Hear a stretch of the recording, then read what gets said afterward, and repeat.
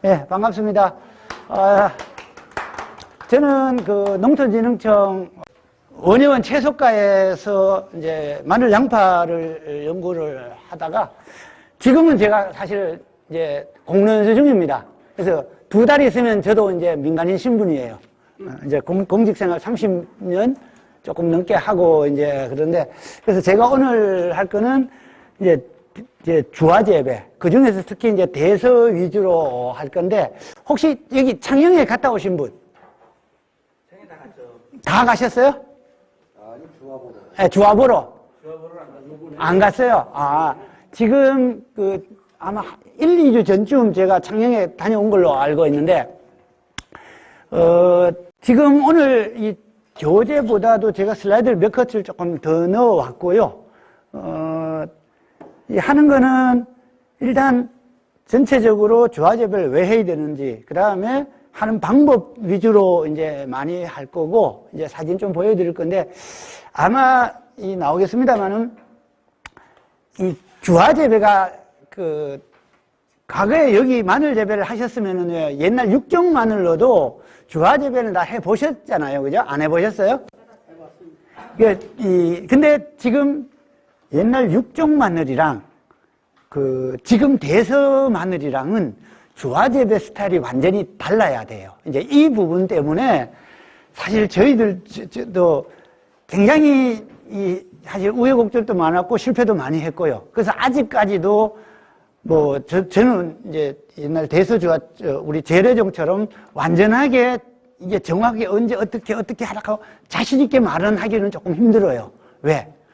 이게 만약에 가을에 어떤 파종 밀도라든지 이 제곱미터당 한 400에서 600립 정도 파종하면 된다 그러는데 어떤 해는 이게 발화가 잘 되고 어떤 해는 안 되고 여하튼 이런 게 아직까지도 사실 그거는 몇 년간 이렇게 쭉 해서 그 평균치를 낸다든지 이렇게 돼야 되는데 초창기다 보니까 이제 그런 부분은 조금 많이 시험 데이터는 왔다 갔다 하고 있는 거고 작년 가셨으면은 가신 분은 알겠지만도 대서주화가 지금 이제 이 3가지 방법으로 지금 연구가 되고 있어요.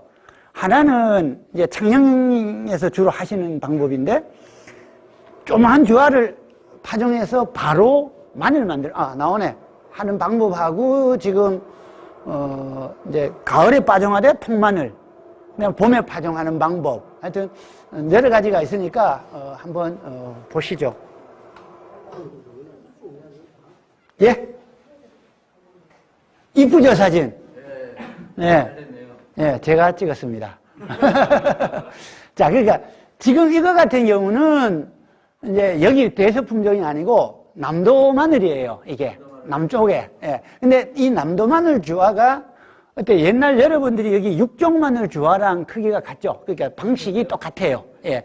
똑같다고 보시면 돼요. 이제 크기만 조금 차이 날 뿐이지, 이제 주화하는 시스템은 이제 같다고 보시면 이제 그런 상황이고요. 자, 혹시 주화가 뭔지 모르시는 분은 없겠죠? 오늘 교육 왔는데.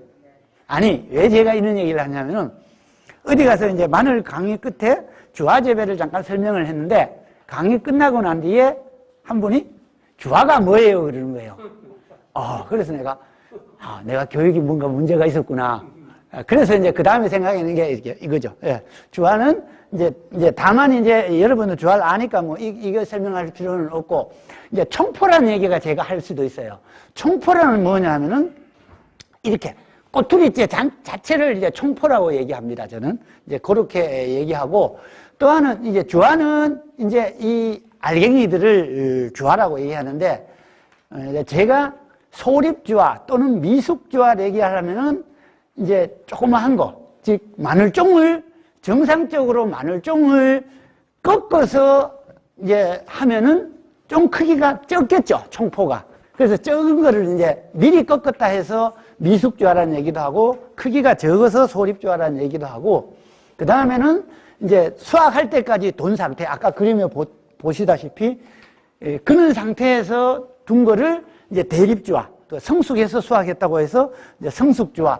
이제 용어는 제가 아마 이렇게 설명을 드릴 겁니다. 그래서 오늘은 여러분들 다 아시는 내용들입니다. 하는 이유. 사실 씨마늘은 선생님들은 친환경 재배하니까, 친환경 재배하는 거는 씨마늘 값이 좀 싸나요? 아니, 여러분들 파는 거는 제가 어쨌든 단가가 세니까, 이 사는 거는 일반 마늘을 사는 거잖아. 그죠? 그런 것 같으면 씨마늘 가격이 일반 농가보다는 부담이 적을 수도 있겠네요. 근데 근데 일반 농가들 같은 경우는 내가 5,000원에 팔면은 씨마늘은 6,000원, 7,000원에 사오거든요. 타 지역은 확실히 비싸니까. 이제 그래서 이제 그런 문제, 수량 문제, 하여튼 이런 거를 하나하나 한번 볼게요. 뭐 잘 아시다시피 이 마늘 같은 경우는 지금 종구 정식이 우리 벼 같은 경우는 하나를 심으면 거기서 종자가 몇 알 나오죠? 굉장히 많이 몇백 알이 나오는 걸로 알고 있어요. 그죠? 그 하나를 심어도 한 4-5개 가지가 뻗고 한 가지당 한 3, 40개 열려도 몇백 개가 나오잖아요. 그런데 우리 마늘은 어때요? 이런가? 이게야 육족 같은 경우는 한 5배 정도 보고 못 쓰는 것도 있으니까 주화까지 써도 한 14배 이상은 보기 어렵다는 거죠.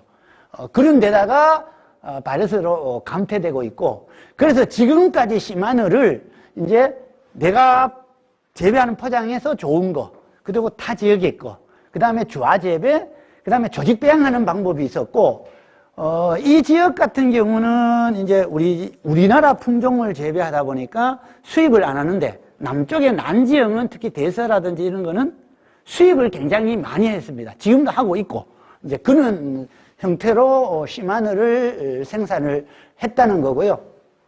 그러다 보니 이제 생산비도 많이 들고, 이제 수량도 증수를 해야 되겠고, 또 하나, 이거는 이제 주화 재배를 해서 재배해 보신 분의 얘기인데요. 경험상 그분들이 한 얘기가 한 망에 예를 들어 20kg를 담잖아요. 그러면 일반 마늘은 이 양파차로 끝을 겨우 묶어야 된다는 거죠. 그런데 주화 재배를 한 거는 거의 한 주먹이 남는다. 즉, 이 얘기는 같은 크기에서는 무게가 더 나간다, 그죠? 더 나가니까 덜 넣어도 20kg가 되더라. 그러니까 조직이 더 치밀하고 무게가 더 나간다는 이제 그런 게 있고요. 그냥 병해충은 뭐 적은 거고. 그래서 지금까지는 저희들이 이제 남도 위주, 재래종 위주로 말씀드렸다시피 이렇게 왔는 상황이고요. 실제 이 자체는 아마 여기 농사를 다 몇십 년씩 지으셨으니까 주화 재배를 하면은 수량이 증가된다는 얘기는 제가 그 옛날 문헌들을 찾아보니까 1970년대부터 얘기를 했었어요. 이미 그건 다 알려진 사실이고, 이제 근데 왜 안 했나 여태까지? 이제 사실은 여기 뭐 여러 가지 있습니다만은 결국은 번거롭다 생각했어요. 이게 또 기계도 옛날에는 그렇게 발달되지 않았고, 그래서 제일 이제 어려웠던 부분이 심어놓고 이제 여러 가지 방법이 있지만 소립주화 같은 경우는 조그만 주화를 가을에 파종해서 이제 통만을 만들 때 이 수확이 조금만 늦어지면 수확해서 쫑을 주화를 수확하면은 약하니까 잎은 뜯겨오고 통마늘은 땅속에 있고 안 뽑아진다는 거죠.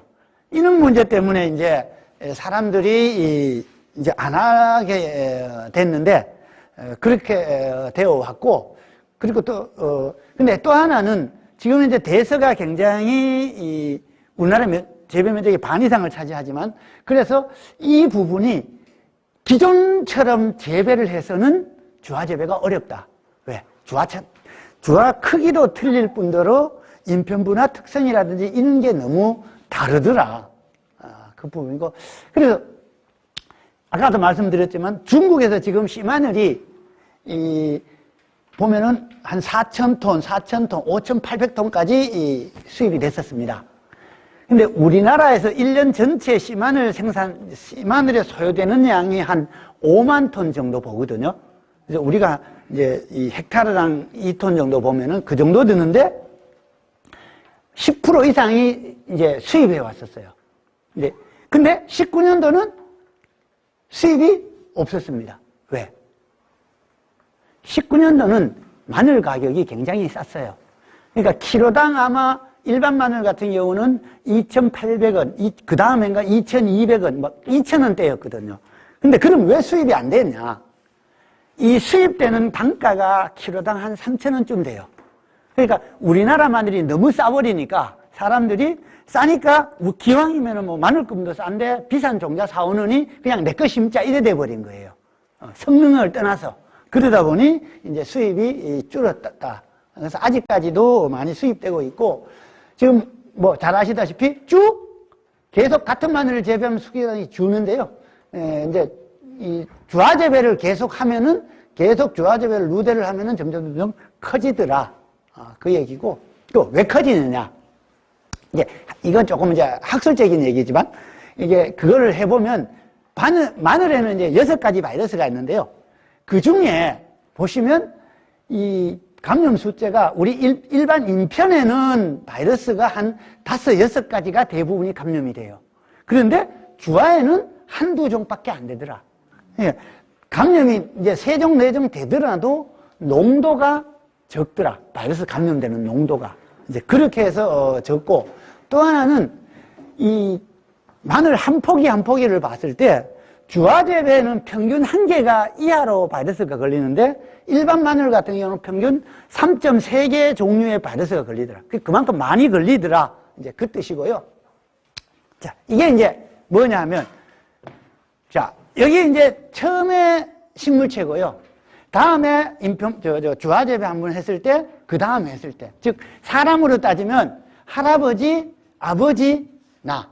그러니까 세대가 이렇게 한번 갈수록 잎이 짙어지는 게 보입니다. 근데 선생님들은 이 자료를 얻기가 힘들죠. 왜? 몽창 넘어가니까, 그죠? 근데 우리 같은 경우는 매년 주화 재배를 새로 하거든요. 그러니까 원래 한 거는 또 가고 그 다음에 또 주화를 새로 따서 하고 이러다 보니 이제 이런 데이터가 가능한데 어쨌든 이만큼 잎의 엽록소가 많아지고 잎이 바이러스가 감염되더라는 것을 알 수가 있습니다. 그래서 그러면 수량 증가는 일반적으로 우리가 그 주화 재배를 하면은 한 17% 정도 증가한다고 되어 있습니다. 보통 한 번 딱 하면은. 그런데 한 번 하면은 17%인데 그거를 계속 재배하면은 나중에 한 25%까지도 늘더라, 수량이. 근데 저게 한없이 늘지는 않겠죠. 물론 어느 정도 가면은 이제 이렇게 옆으로 이제 수평으로 갈 건데, 의성 지역에 같은 경우, 사실 제 고향이 의성이거든요. 그래서 거기 같은 경우 이제 우리나라에서 주화 재배를 가장 많이 하는 데입니다. 마늘밭 옆에는 항상 이제 주화 포장이 같이 있는데, 그 같은 경우는 주화 재배 한 지가 한 4, 5년? 한 7세대, 8세대까지 가서 지금은 굉장히 많이 성능이 회복된 이제 그런 단계에 와 있습니다. 이거는 이제 얘기한 대로 계속 하면은 수량이 줄어지지만 주화 재배하면은 늘어난다는 뭐 그런 거고. 자, 이게 이제 논란거리 중에 하나인데, 우리가 이제 마늘 쪽물 왜 꺾죠? 밑이 잘 들으라고 이제 쪽물 꺾잖아요. 그런데 주화 재배를 하면서 쪽물 끝까지 두라고 대부분 얘기합니다. 주화 재배를 하려면. 그러면 쪽물 끝까지 되면 수량이 15% 줄죠. 쪽물 끝까지 두면 15% 줄고 주화 재배해도 한 15% 늘고 그러면 똔똔이 아니냐. 근데 왜 굳이 주화 재배를 해야 되나? 이렇게 생각할 수도 있어요. 그런데 이제 처음에 그 오해도 많이 합니다. 그런데 우리 주화 재배를 하려면 밭 전체 주화를 다 남길 필요는 없다는 거죠. 이제 제가 이 교육을 이제 단양인가 어디 가서 이제 재래종 관련해서 하는데 이 얘기를 했더니 그분들은 이렇게 하면 안 된대요. 왜? 이렇게 남기면 너무 적게 남아서 자기네들은 어떻게 하느냐, 주화를 남겨서 그 중에 굵은 주화만 골라서 쓰다 보니 거의 밭에 반은 남겨야 된다. 그래야 내가 굵은 거를 골라서 쓰기 때문에 많이 남겨야 된다고 그러더라고요. 그래서 내가 그 얘기했어요. 만약에 밭을 반 정도 남길 것 같으면 그만큼 주는 수량은 어떻게 할 거냐. 주화도 재배도 좋지만 수량 감소도 생각해야지. 너무 많이 남긴다. 차라리 주화 방법을 조금 달리 하더라도 어쨌든 전체 수량 감소 폭은 내가 봤을 때 어쨌든 1, 2% 안에서 끝내게 해야지. 즉, 한 평균 7줄. 우리 남도나 재래종 같은 경우는 7줄에 평균 1줄 정도. 그런데 대서나 홍상 같은 경우는 알수가 주화 숫자가 많잖아요. 보통 우리 남도나 재래종 같은 경우는 한 20에서 30개, 미숙주화 같은 경우는 그 정도 들었는데, 이 대서 같은 경우는 한 5, 60개? 많은 거는 뭐 한 7, 80개까지 들었거든요. 이게 조그만 주화가. 예, 그러니까. 근데 우리 홍사는 거의 100개에서 한 200개까지 들거든요. 그래서 대세마늘 많이 넣으면 한 100개 정도 뭐 이렇게 들 거예요. 그러니까 그만큼 숫자가 많으니까 줄수를 적게 남겨도 된다는 거죠. 그래서 저는 대서 같은 경우는 거의 10줄에 한 줄만 남겨도 그 한 줄로 다음에 내 밭 전체가 커버가 된다는 거죠. 이제 그런 거를 감안했을 때 전체적인 수량은 별로 감소가 안 된다. 이제 그렇게 보시면 되고요. 자, 이제 이 주화집의 준비라 그럴까요? 이제 주화 채취인데, 이제 말씀을 드렸다시피 재래종 같은 경우는 쫑을 수확할 때까지 두면은 안에 알갱이가 한 콩알만큼 커지죠. 그럼 이제 이렇게 굵은 주화를 얻을 수가 있어요. 근데 여러분, 나 이제 대서나 홍산 재배하시는 분들은 아무리 대서 홍산을 수확 끝나고 한 달 동안 두더라도 절대 콩알만큼 커질 수는 없습니다. 주화 특성상. 이게 한 율무 크기? 예, 어쨌든 그 정도밖에 안 커진다는 거죠. 그래서 원래는 이 소립주화라는 개념이 이 재래종에서 우리가 정상적으로 마늘종을 꺾었을 때, 이제 꺾어서 그 종을 바닥에 두면은 나중에 자연스럽게 알이 굵어질 때 그거를 소립주화라고 얘기를 하는데, 크기별로 보면은.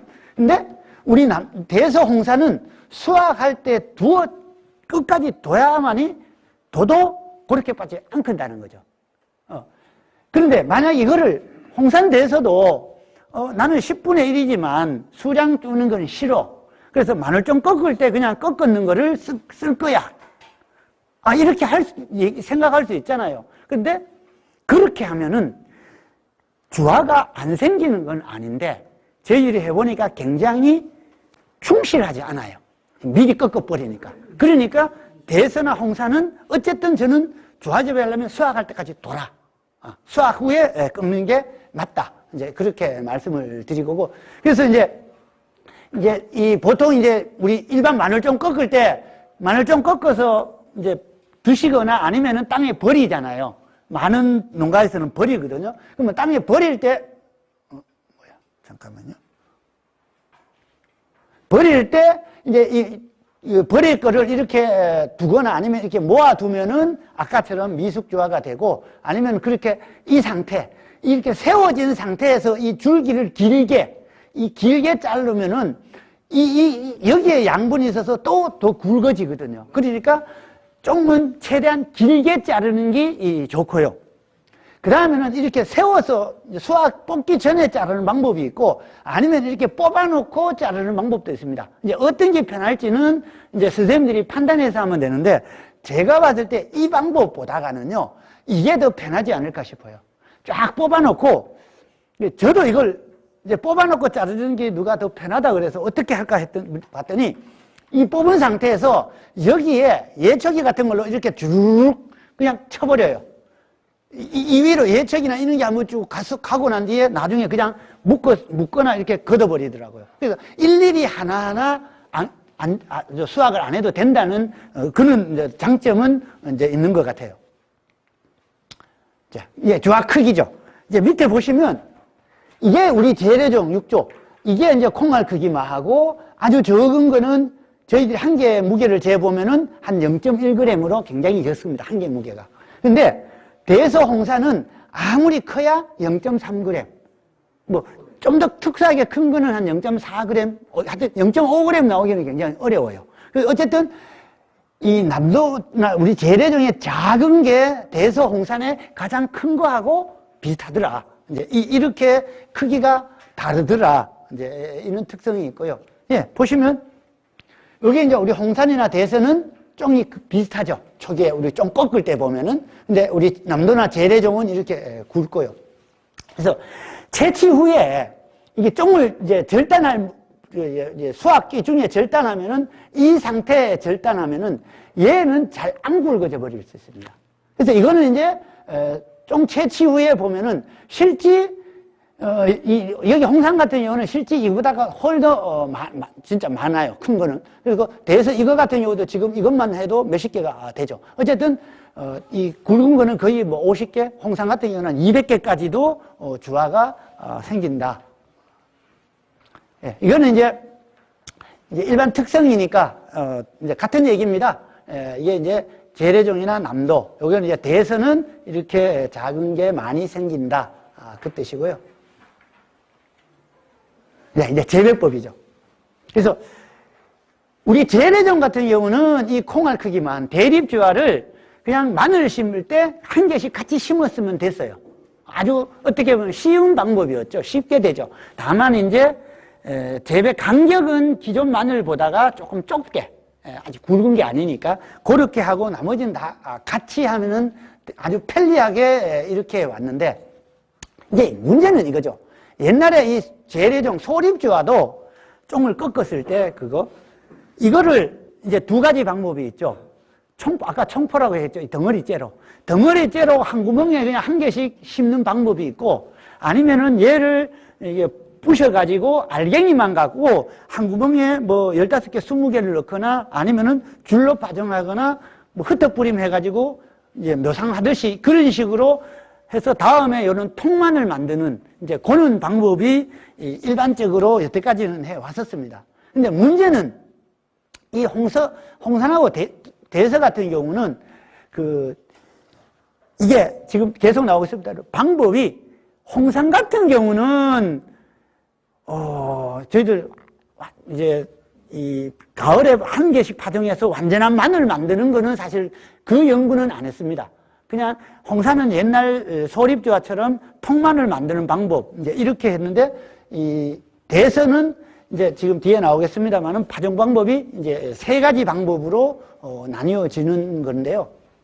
그래서 일반적으로 옛날 마늘 재래종이나 남도 같은 경우는 이렇죠.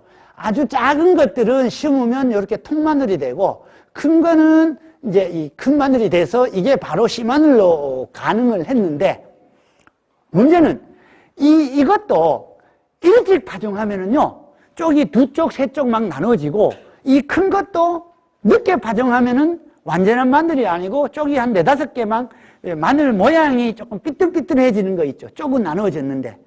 근데 이게 완전한 마늘도 아니고 통마늘도 아니고 서너 쪽 이렇게 붙어서 이거를 한꺼번에 심자니 너무 쪽이 많고, 그래서 쪼개자니 안 쪼개지죠.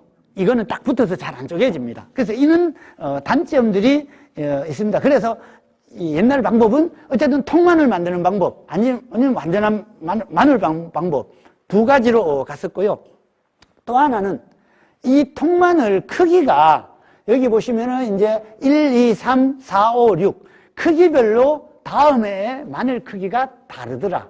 그래서 가급적이면은 이 통마늘 만들 때 작은 게 아니고 한 5, 6g짜리 이렇게 굵은 통마늘, 우리 마늘 한 쪽처럼 굵은 걸 만들어야 다음 해에 마늘이 커지거든요. 그래서 가급적 통마늘로 할 때는 이렇게 큰 통마늘을 만드는 게 목표로 그렇게 해 왔었습니다. 예. 그래서 지금 옛날 같은 경우는 소립주화하면 통마늘이 되고 다음에 인편이 되고요. 대립주화는 인편 마늘이 되는데, 근데 여기서 다시 주화를 받을 수는 없어요. 왜? 이 대립적 콩알만한 주화도 마늘은 되지만 겨우 마늘이 되기 때문에 쫑까지 건사하기는 힘든다는 거죠. 그렇기 때문에 쫑은 빨리 잘라주는 게 맞고, 그 다음에 통마늘이나 우리 인편은 뭐 대립을 하든 소립을 하든 상관이 없었다. 이제 그 얘기입니다. 예, 대립주화 마늘은 이게 재래종의 육종 마늘에 대한 거니까 이거는 아까 앞서 말씀드린 대로 한 0.5g 이상, 한 개 크기가 최소한 0.5g 이상은 돼야 다음에 마늘이 된다는 거죠. 특히 여기는 좀 추운 지역이니까. 이제 나머지는 일반 재배 마늘하고 동일하다.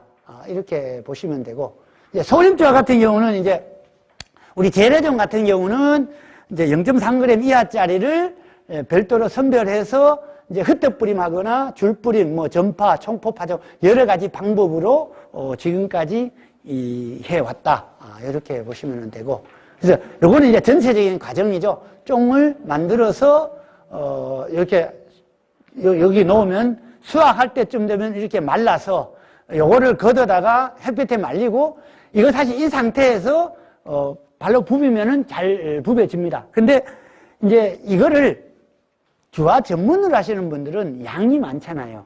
그러면 청포를 이게 사람 손으로 하는 것도 한계가 있으니까 그 어떻게 하느냐? 그 쪽불리기 있죠. 마늘 쪽불리기에 넣어가지고 아주 그 좀 좁게 한 다음에 쪽불리기에 해버리니까 얘가 확 분쇄가 되더라는 거죠. 그래서 이제 이 풍구 작업만 하면 되니까 이제 아주 편하게 그렇게 할 수도 있습니다. 예, 이게 이제 대서 마늘인데 쫑을 이렇게 꺾어서 이렇게 두는 이제 이런 스타일이고요. 예, 저렇게 이제 뭐 소위 말하는 이제 쫑을 꺾어서 바닥에 두면 이제 저런 모양이 되죠. 예, 이거 이제 대서 주하고 예, 이런 식으로 되고요. 그래서 이렇게 쫑은 이제 꺾어서 저희들 같은 경우는 이제 이렇게 말리고 있습니다. 바닥에 깔고 위에 이제 차광망 오케이. 제가 이제 사진 찍으려고 잠시 걷어갖고 이제 찍은 거고요. 예, 이거는 이제 같은 방식으로 크게 확대하는 거고요. 그래서 이 부분인데, 이제 크기를 가급적이면 저는 조금 나누었으면 좋겠다는 생각 듭니다. 왜냐하면, 이 하다 보면은 크기가 작고 큰 게 몇 가지가 나오잖아요. 근데 그거를 이제 이 파종을 하면은 큰 거는 좀 더 잠깐만 굵어져 버리고 작은 것도 너무 짧아지니까 쫑을 제가 봤을 때 이게 뭡니까? 바구니에다가 철물점에 가서 그냥 이 철망을 사다가 요렇게 철사 칸 넓이로 이렇게 하면은 되거든요. 몇 개만 이렇게 하면 되니까 이런 방식으로 선별을 하거나 아니면 그것도 싫으면 그냥 한꺼번에 구별 없이 파종해도 되기는 합니다. 예. 저는 이제 소립주화로 사실 남쪽에서는 이렇게 파종 자체도 기계로 저희들은 하는 연구까지는 다 했습니다. 파종하고 차광망 덮어서 이렇게 올라오고 나중에 기계로 수확하고 이렇게 하는 방법인데, 그래서 이 수확도 이 트랙터로 기계로 이렇게 굴치를 하니까 편한데 이 사람 손으로는 너무 뽑는 게 어렵더라는 거죠. 이제 이 소립주화 같은 경우는. 그래서 그 다음 한 게 이 청포. 아까 그 꼬투리째로 이제 심는 방법인데요. 그래서 꼬투리째로 심으면은 이제 이렇게 나오고, 이제 조합 파종 방법은 모아 심기, 그 다음에 흩떡 뿌림, 이렇게 줄 뿌림. 뭐 편한 대로 이렇게 하시면 됩니다. 나만 더워요? 떠들어서 덥나?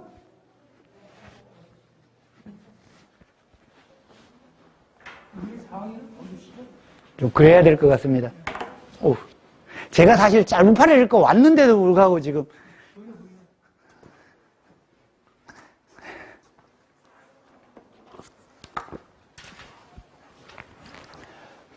자, 그래서 이렇게 파종하는 방법이 있고요. 자, 이제 아까 사실 이 통마늘 만들 때는 이 식물체 지상부가 어리거든요. 이걸 손으로 뽑으면 뜯겨버린다는 거죠.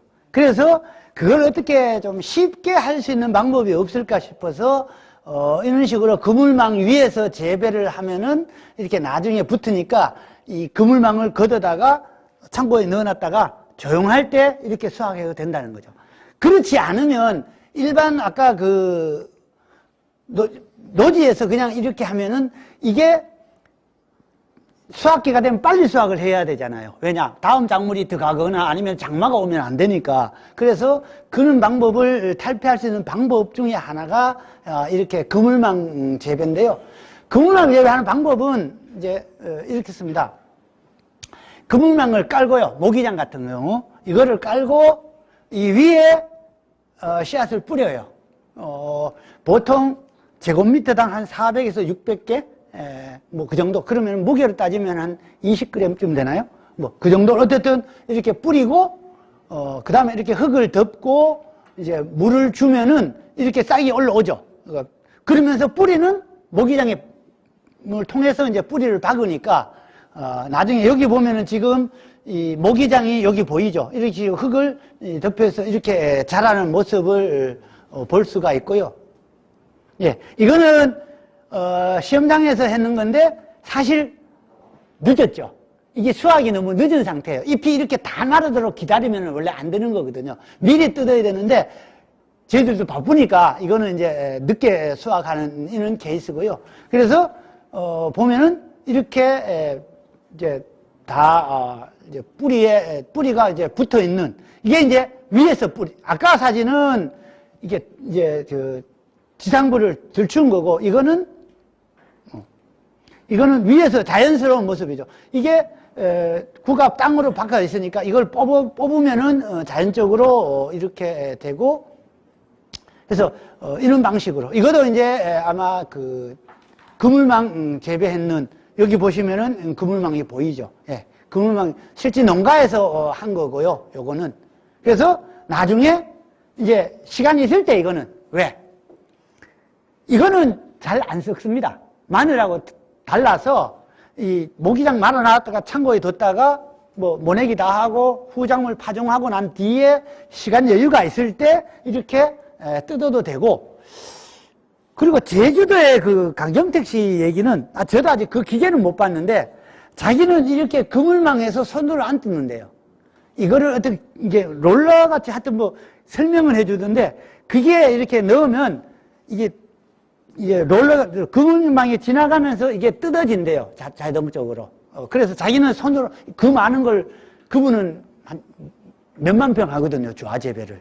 그러다 보니까 그 많은 걸 어떻게 손으로 하느냐. 그래서 자기는 기계로 이거를 분리를 한다는 얘기를 하셨어요. 혹시 다음에 이제 여기 어떤 창녕에도 가셨잖아요. 원래는 이제 늦어버렸나? 이 제주도는 지금 이제 수확하려고 하는데, 혹시 내년도나 다음 기회가 되면은 제주도에 가서 그 강경택 씨라고 그 주화 재배를 많이 하시는 분이에요. 생장점 마늘에 대해서. 이제 그분의 그 농장을 한번, 견학을 한번 해보시기 바랍니다. 자, 이거는 이제, 홍산인데요. 홍산을 이제 모아 심기. 이 많은 거를 저는 어떻게 했나 싶었는데 이거를 하나하나 심은 거예요. 그러니까 이 노동력이 엄청 들었죠. 비닐 위에 이제 몇십 개씩 이렇게 심은 이제 그런 이게 홍성에서 제가 찍은 사진인데 농가에서 이렇게 하고 이때는 5월 초 그러니까 아직 성숙하지 않은 이 하나를 뽑았을 때 요는 모양이 그때 당시에 생겼고요. 그래서 요거는 이제 영천 농가에서 한 건데 이분은 봄뿌림 하시는 분이에요. 예. 사실 봄뿌림 하시는데 이분이 봄에 파종하면서 이제 이 두 줄 이렇게 한 줄은 그냥 두고 한 줄은 이제 망 덮어 씌워서 이제 실험하는 이제 이분이 농민이긴 하지만 굉장히 어떤 연구적인 마인드가 있어 갖고 실제 자기가 뭘 해봐야 되겠다 싶으면은 실질적으로 많이 해보세요, 조금씩. 예. 그래서 이제 노하우를 얻는 이제 그런 분이고, 예. 요거 이제 봄뿌림한 상태고요. 예. 요게 이제 그물망 했을 때 농가에서 이제 수집하는 이제 그런 모습이 되고 이렇게 해서 나중에 이건 홍산주화입니다. 홍산주화를 모아놓은 그런 상태고요.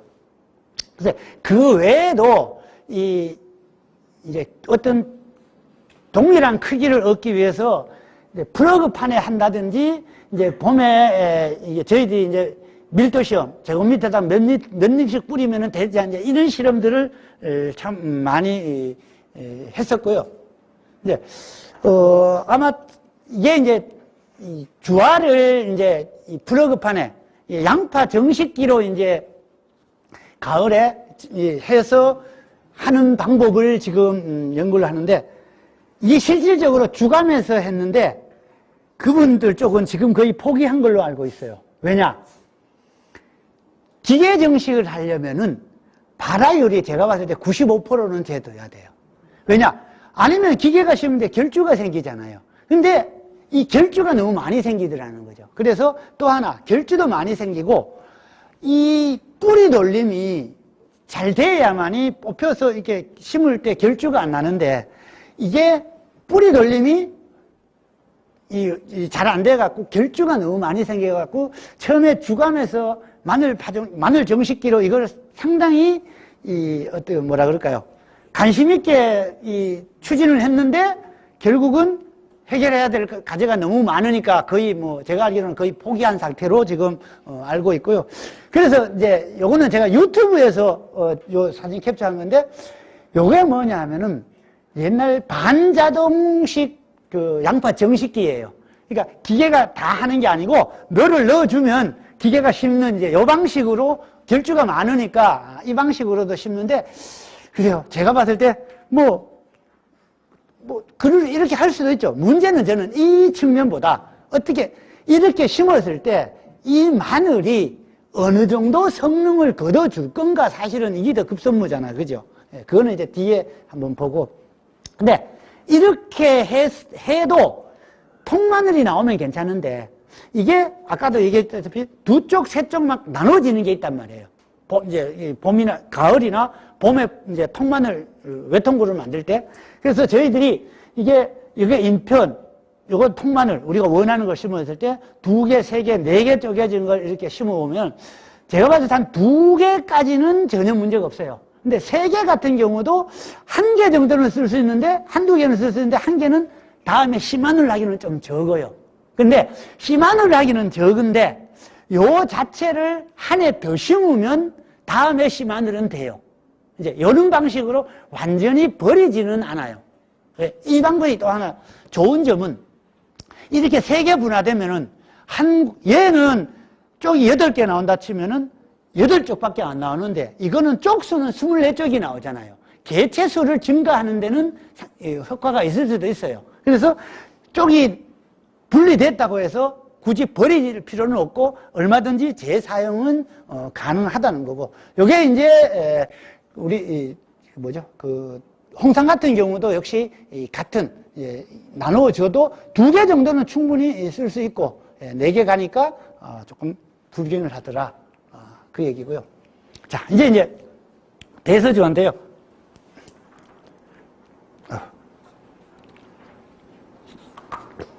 지금 몇 시에요? 시계가 없으니까 하여튼 1시 45분. 예, 진행하겠습니다. 일단 일찍 마치면 질문 많이 하고 그러죠. 자, 지금 대설품종이 이제 어려운 이유 일단 여태까지 얘기했습니다만은 대립주화 생산이 곤란하고 주화 크기가 적어서 당년에 바로 씨마늘 크기로 되기가 어렵다.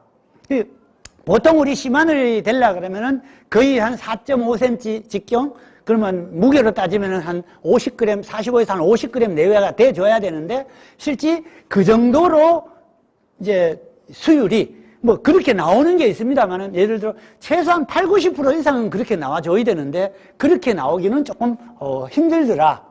그래서 또 하나 우리가 이 작은 통마늘로 했을 때 통마늘로 그러면은 만드는 거는 어떠냐? 이 통마늘도 기존 마늘처럼 재래종처럼 그렇게 해보니까 다 쪽분화가 되더라는 거죠.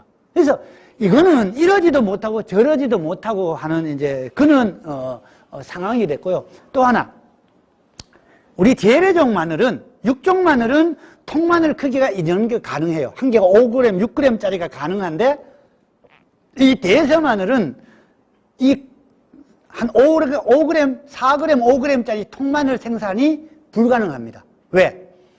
이 정도 크게 만들면 얘가 쪼개져 버려요. 그래서 끼게 해야 제가 봤을 때 2g. 2g이면은 아주, 대서 같은 경우는 통마늘로서는 큰 편이에요. 주로 많은 게 1g 내외라는 거죠. 그래서 이런 것 때문에, 어쨌든 여태까지 이 기존 방법이 아니다 보니 대서 마늘 주화 재배가 어려웠다는 거고요. 그래서, 이제 사진으로 보면은 여기 주화 대서 마늘, 이제 중, 주화 크기가 그 중에서도 큰 거, 그리고 통마늘, 요 통마늘 크기가 한 1g에서 2g 정도 됩니다. 그래서, 요거는 이제 요거는 통마늘 크기고, 요거는 통마늘 크기가 요게 1g, 요게 한 2g, 요게 한 0.5g, 이제 2개, 3개, 4개 분화된 거, 요런 모습인데, 자, 이제 뒤에 나오겠습니다만은, 요 상태, 요 한 1g짜리만 해도, 우리가 봤을 때는 요 작은 걸 심어서 다음에 제대로 마늘이 될 건가 싶었는데, 이것만 해도요, 1g짜리만 심어도 다음에 씨마늘 크기로는 충분히 가능하더라는 거죠. 그래서 이제, 어느 쪽으로 갈 거냐가 이제 고민인데, 그래서 저희들도 연구하는 방향도 가을에 기존처럼 소립 파종하는 방법과 봄에 파종하는 방법. 그래서 또 하나는 가을에 이제 주화를, 그 중에서 큰 주화를 하나나 또는 2개 심어서 바로 씨마늘 만드는 방법.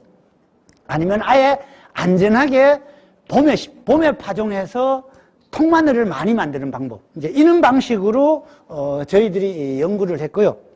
그래서 그렇게 하기 위해서는 앞서도 설명했습니다만은 쫑을 수확할 때까지 둬야만이 평균 한 0.3g이 나오더라. 어쨌든 쫑은 수확할 때까지 두라는 거고요. 그래서, 같은 화면인데, 그래서 지금은, 저희들이 이제, 저희들이 추구하는 방법은 어쨌든 통마늘을 많이 만드는 방법 쪽으로 연구를 주로 해 왔습니다. 예. 그러면서 그게 이제 외국산 수입 씨마늘하고 비교했을 때 어떨건가 이제 그런 거를 비교를 했고요. 자, 이제 이 부분인데 참 이게 모르겠습니다. 오늘 선생님들한테는 제가 이게 설득이 될지 모르겠는데 뭐냐 하면은 아마 창녕에도 갖고 들어보셨겠지만 왜 사람들이 이 조그마한 마늘로 바로 씨마늘을 되기를 원할까? 근데 그렇게 씨마늘 하면 좋은 점은요, 하나 조그만 어쨌든 당면에 큰 마늘이 나오니까 바로 씨마늘이 되잖아요.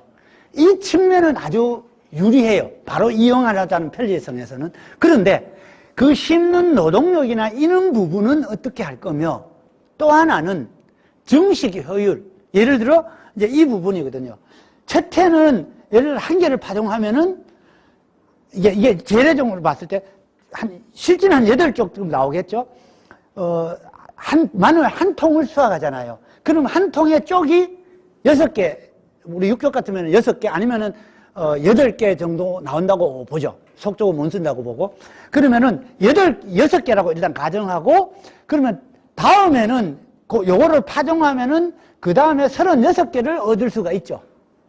그런데 요거까지만 해도 2년차에서 36개를 얻는데, 이 통마늘을 만들면 우리가 파종을 한 15개, 20개 하면은 최하 통마늘을 10개는 생산할 수 있어요.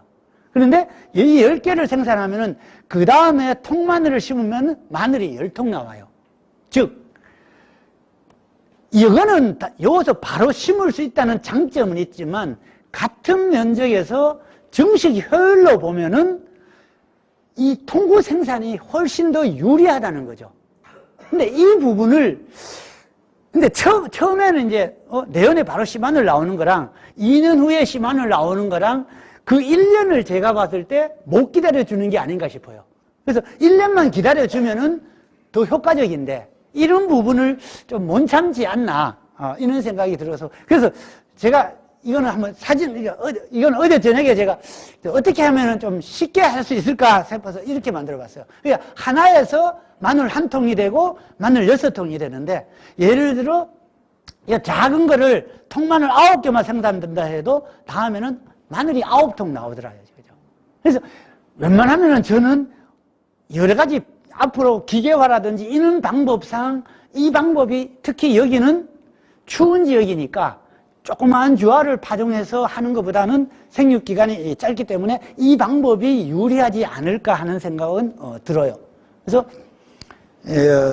들고, 다음에 이제 작년에 이제 여러분들이 작년에 가서 이제 보고 오셨던 방법, 작년에 씨마늘 크게 하는 방법은 사실 말씀드렸다시피 작은 거 한두 개 심어서 바로 마늘을 생산하고 이거는 좋습니다. 다만 씨마늘로 크게 하기가 적고 또 수량이 적다는 거죠. 그래서 아마 합천이나 창녕에서 하시는 분이 요걸 씨마늘 작은 걸 생산해서 판매를 하는데, 예를 들어 센터에서 보조금, 이게 판매는 합천 같은 경우는 내가 알기로 내가 10만 원 받으면 20kg 한 망에 20kg인지 10kg인지 한 망에 10만 원 받으면 10만 원은 군에서 보조해 주는 걸로 알고 있어요. 근데 보조를 안 해주면은 안 하겠대요. 근데 보조를 받아갖고 하는 것들은 저는 아니라고 보거든요. 그래서 어쨌든 이제 그런 문제. 그래서 파종하는 이제 완전히 기계화가 되지 않으면 이 파종하고 이런 게 노동력이 많이 들고 또 생산된 마늘이 균일하지 않을 수 있어요. 왜? 빨리 올라오고 늦게 올라오는 그 차이 때문에 굉장히 불균일하다는 거. 근데 왜 그러면 농민들이 이걸 원하느냐? 앞서 제가 말씀을 드렸다시피 바로 당년에 사용해서 2년에 걸쳐 하는 거는 싫다는 거죠. 제가 봤을 때. 말씀을 드렸으니까 여기서 넘어가고. 그래서 저희들 실험을 해봤는데, 해보면 인편이 평균 이제 48g 정도 나오는 것 같으면 주화로 했는 거는 한 30g대. 9월 하순에 파종, 이건 하우스에서 재배했을 때 이렇게 조금 크게 나오고요. 노지에서 했을 때는 이제 부직벌을 씌우고 하면은 이제 9월에 일찍 파종한 거는 조금 이제 30g까지가 나오고요. 예. 요거는 같은 그림이 또 나오네. 이제 크기별로 보면은 아주 빨리 파종한 거는 30g 또 후반대가 나오긴 하는데, 문제는 이 비율이 4.5cm 이상 되는 비율이 한 70%가 채 안 나오더라. 그럼 나머지 30%는 어떻게 할 거냐. 이제 이런 부분이 문제가 되겠죠. 그래서 아마 그 포장을 보셨으면은 실제 인편 재배한 거는 이렇게 잘하는데, 주화 재배, 물론 이제 정식을 기계 정식해서 아주 육로를 해서 심는 것 같으면 몰라도 노지에 바로 파종했다 그러면 이게 불균일할 뿐더러, 여기도 보면 지금 결주가 많이 보이잖아요.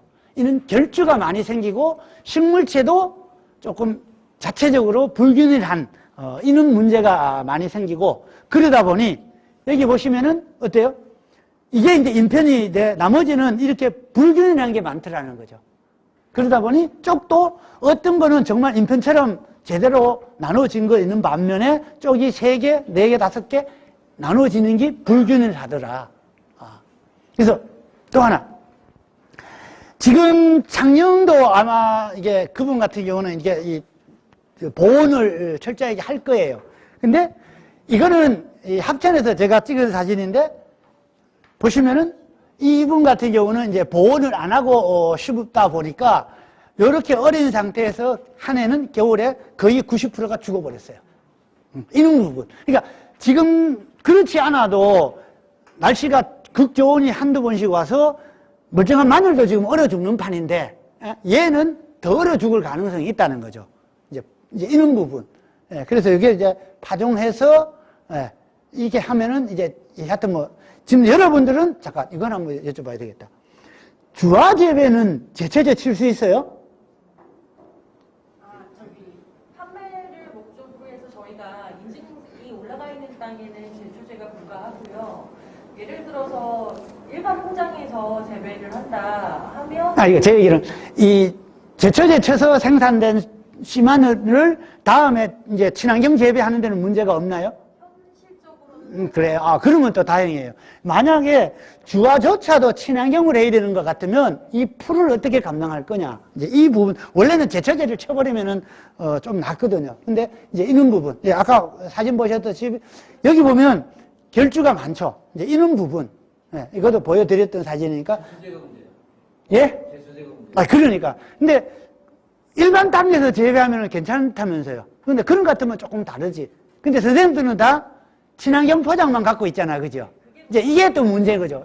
일부 그러면 일반 포장을 갖고 있어야 되는 게 또 문제가 되는 거죠. 자, 그래서 이제 여는 문제가 있고, 두 번째는 이제 봄에 파종하는 방법. 우리가 주화는 다 여태까지는 가을에만 파종해야 되는 줄 알았어요. 근데 주화를 이제 꺾어서 이 주화를 가을에 파종하지 말고 그냥 뒀다가 창고에 뒀다가 봄에 파종하자는 거죠. 근데 봄에 파종하면은 이 주화가 그러면은 남아날까라는 생각을 하죠. 근데 예, 물론 이제 가을에 파종한 것보다는 그 중에 이제 썩는 것도 있고 감모도 약간 있지만 뭐 파종하는 데는 지장 없어요. 그러니까 파종이 가능하다는 거죠. 봄에 파종해도. 그래서 채취한 주화를 갖다가 역시 파종 방법은 흩떡 뿌리면 줄 뿌리면 그물망 기존의 가을에 소립주화 파종하는 방법하고 같아요. 근데 이렇게 하면 좋은 점이 통구가 굉장히 균일하다는 거죠. 봄이다 보니까. 그리고 쪽 분화되는 게 거의 없습니다. 분화될 시간이 별로 없죠. 생육기간이 짧으니까. 그런 측면에서는 통마늘로 증식 효율이 좋고, 다만 이제 하나 조금 이제 보완해야 될 부분은 주화를 어떻게 하면은 감모율이 적게 충실하게 보관할 건가 하나가 이제 되고, 남쪽에서 해봤을 때는 봄이 조금 이제 지난해처럼 봄 기상이 워낙 좋아버렸잖아요. 이렇게 너무 좋아버리니까 약간의 통마늘은 나오긴 했죠. 쪽이 분화된 마늘이 나오긴 하는데 그래도 대부분이 통마늘이 나오더라는 거죠. 근데 여기서 저장기술이라는 게 뭐냐면은 이거는 제가 실험을 못하고 나왔는데 모르겠어요. 제가 후임들한테 이 실험이 필요하다고 한번 말은 했는데 지금 어떻게 진행될지는 모르겠어요. 제가 지금 공연수 중이라 직접 실험을 할 수가 없어서. 이거는 선생님도 한번 해보십시오. 뭐냐 하면 주화를 그냥 우리 창고에 두잖아요. 창고에 두지 말고 여러분들 저온 저장고 다 있잖아요. 주화를 저온 저장고다 보관하는 거예요. 근데 마늘은 저온 저장에 보관하면 안 되거든요. 씨마늘은. 근데 왜 제가 이 아이디어를 얻었냐면은 어차피 주화를 겨울을 넘기잖아요. 겨울을 넘겨도 저온을 받거든요. 그런 것 같으면 아예 처음부터 저온 저장고에 넣어가지고 주화를 충실하게 보관했다가 봄에 파종하자는 거죠. 그런 것 같으면 이제 혹시 저온을 받아갖고 쪽이 쪼개질 염려는 있어요. 이제 그렇기 때문에 만약에 원래 주화 채취한 거를 봄 파종하시려면 다 그렇게 하지 말고 한 10m 뿌릴 것만 주화를 저온 저장고에 넣었다가 가을에 똑같이 파종해봐도 별 문제가 없으면 이제 저온 저장해도 되는 거죠. 이제 이론적으로 이런 건 있습니다. 이거 영천부분한테 제가 아이디어를 줘서 하는지는 모르겠는데, 저온 저장을 하잖아요. 저온 저장 한 다음에 이거를 파종하기 한 4주 전에 얘를 한 28도씨 정도에서 한 달쯤 두면 저온 처리하는 효과가 없어져요. 이제 양파 마늘은 고는 성격이 있는데 그것도 한번 테스트 해볼 필요가 있고, 어쨌든 요거는 아직까지 요 부분에 대한 거는 조금 더 기술 셋업을 해야 된다는 거고요. 예, 요거 이제 이렇게 봄 파종을 했을 때 통구가 생산되는 거고요. 예, 이게 봄에 이제 제가 3월 10일 날 파종하고 요걸 4월 아마 제가 29일 날인가 하여튼 4월 말경에 찍은 사진인데 앞으로도 한 달을 더 크겠죠. 그때 당시에 이제 여기 모아심기 굉장히 어리죠. 식물체가. 어린데도 불구하고 이거는 이제 저 시험 포장이고 실제 크기가 이 정도씩 거의 직경 이게 한 거의 1cm 큰 거는 직경이 벌써 1cm가 다 돼가는 굉장히 큰 대서주화를 생산할 수가 있겠더라는 겁니다. 그래서 이건 이제 이게 통마늘이 생산되는 거고요. 요거는 그 중에서도 이제 통구, 요게 0.5, 요게 1, 요게 이제 한 2 정도, 요렇게 되고, 요거를 심었을 때 마늘입니다. 요걸 심었을 때, 각각 심었을 때 요런 크기의 마늘이 나오고요. 여기 대수품종인데, 요거는 이제 통마늘 두 쪽, 세 쪽, 모양이 삐뚤죠? 이렇게 갈라진 거를 이제 보면은, 요거는 통마늘 두 개, 세 개, 네 개 갈라지고, 사실 이렇게 갈라진 거를요, 저걸 버리기 아깝잖아요. 그래서 저거를 이 쪼개서 심어도 됩니다. 근데 저거 일반 손으로 못 쪼개요. 그래서 뭐냐, 이 대나무 칼 같은 거 있죠. 이 대나무 칼로 제가 쪼개서 이거를 심으시는 분도 봤어요. 어쨌든 활용은 가능한데 문제는 이제 노동력이 많이 드는 부분이죠. 그래서 요게 요 직경이 우리가 이제 모아 심기 했는 결과인데요. 10개, 15개, 20개를 파종했을 때 이제 요렇게 크기가 별 차이는 없죠. 10개나 20개 뿌리나 별 차이는 없다는 거죠. 예. 그래서 크기가 대중소 요렇게 나오고, 요게 이제 1g짜리, 2g짜리, 3g, 예. 4g짜리 통마늘은 없다고 보시면 돼요. 대부분이 1g 미만이거나 1에서 2g 사이, 요게 많이 나온다는 겁니다. 예, 요건 아까 분근은 나왔으니까. 자, 요게 이제 영천 농가인데요. 뭐냐면은, 요가 어때요? 요쪽하고, 요걸 봐서 요쪽하고 식물체 크기가 다르죠? 혹시 느껴지십니까? 예, 약간 달라요. 그죠? 요게 뭐냐 하면은, 1g짜리 있죠? 그 통마늘. 1g짜리, 그거를 여기다가 심었는데, 이분이 얼마나 심냐면, 제식거리를 10 곱하기 10cm로 심어요. 그러니까 작은 거니까, 큰 마늘이, 겨우 이걸 심으면 다음에 씨마늘 크기 정도 나오니까, 굳이 넓게 심을 필요가 없다는 거죠. 그래서 10에 10cm로 심으니까, 일반 마늘보다도 수량이 거의 배가 나오죠. 개체수로 봤을 때는. 이제 그 정도로 많이 나오고, 그 다음에 여기서 생산된 마늘을 다음에 넘어가는 다음 세대. 그러니까 그 전년도에 여기 심었던 마늘이 여기로 간 겁니다. 그러니까 이거는 정상적인 마늘이에요. 그래서 이 마늘을 바로 농가에 팔거나 아니면 한 번 더 재배해서 팔거나 씨마늘로만 파는 거예요. 이분 같은 경우는 봉파정인데 그 경산에서 하시는데, 혹시 시간 되면 이분도 한번 견학 가면은 본파종 하려면은 이분한테 견학하는 게 가장 좋은 스타일이고요. 요게 이제 10에 10cm로 심어놓은 마늘입니다. 근데 이 정도 크기의 마늘이면은 충분히 다음에 씨마늘 하는데 전혀 문제 없을 정도가 된다는 거죠. 예. 그래서 요거는 이제 제가 실험했던 데이터들인데요. 주로 이제 본파종 하거나 이런 실험들인데, 요거는 이제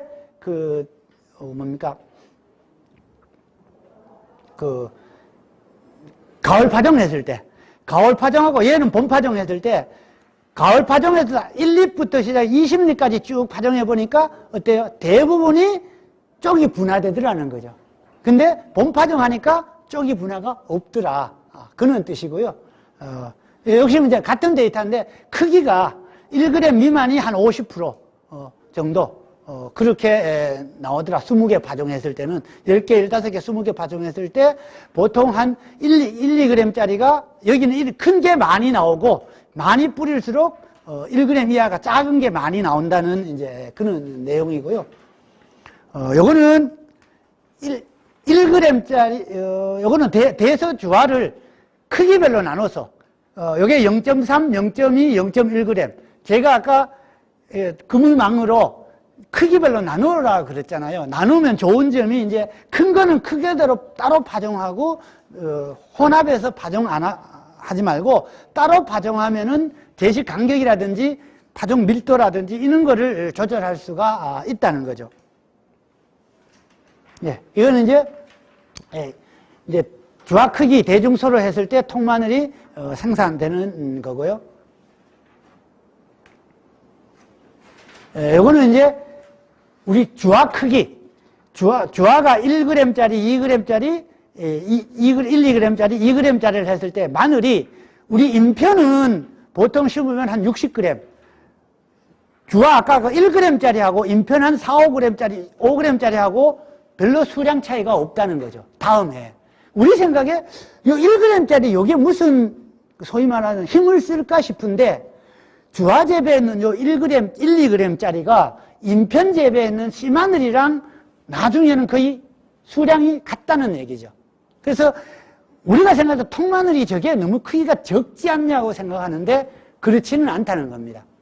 그래서 충분히 60g 대는 만들어진다. 그러면은 이거는 바로 씨마늘 아니면은 사실 시판할 수도 있죠. 아주 큰 거는. 그 정도로 가능을 하다는 거죠. 그래서 보시면 직경 이게 4.5cm 이상이 거의 97%가 나오더라는 거죠. 일반 인편이나 별반 차이가 없다는 거죠. 1, 2g짜리 심어도.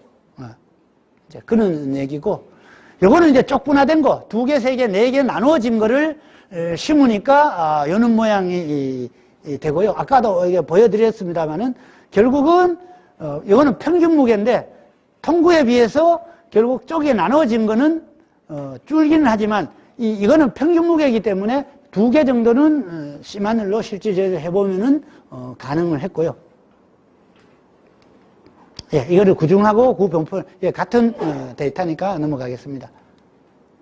자, 이게 문제죠. 자, 아까도 말씀드렸지만도 2개, 3개, 4개 분화된 게 구중 자체로는 불리한 건 맞습니다. 그런데 씨마늘 숫자로 봤을 때는 보시면 씨마늘 숫자는 우리 통구나 인편은 한 7,000개 내외가 되는데 2개, 3개로 하면은 씨마늘 쪽수로 보면은 거의 한 몇 프로입니까? 한 20%? 거의 30% 정도 숫자는 많이 나온다는 거죠. 이제 그런 측면은 2개, 3개 나눠진 것도 씨마늘로 사용하기가 유리하다는 거고요. 그래서 요거는 이제 작은 거지만 이렇게 큰 마늘이 생산이 가능하다는 그 얘기고요.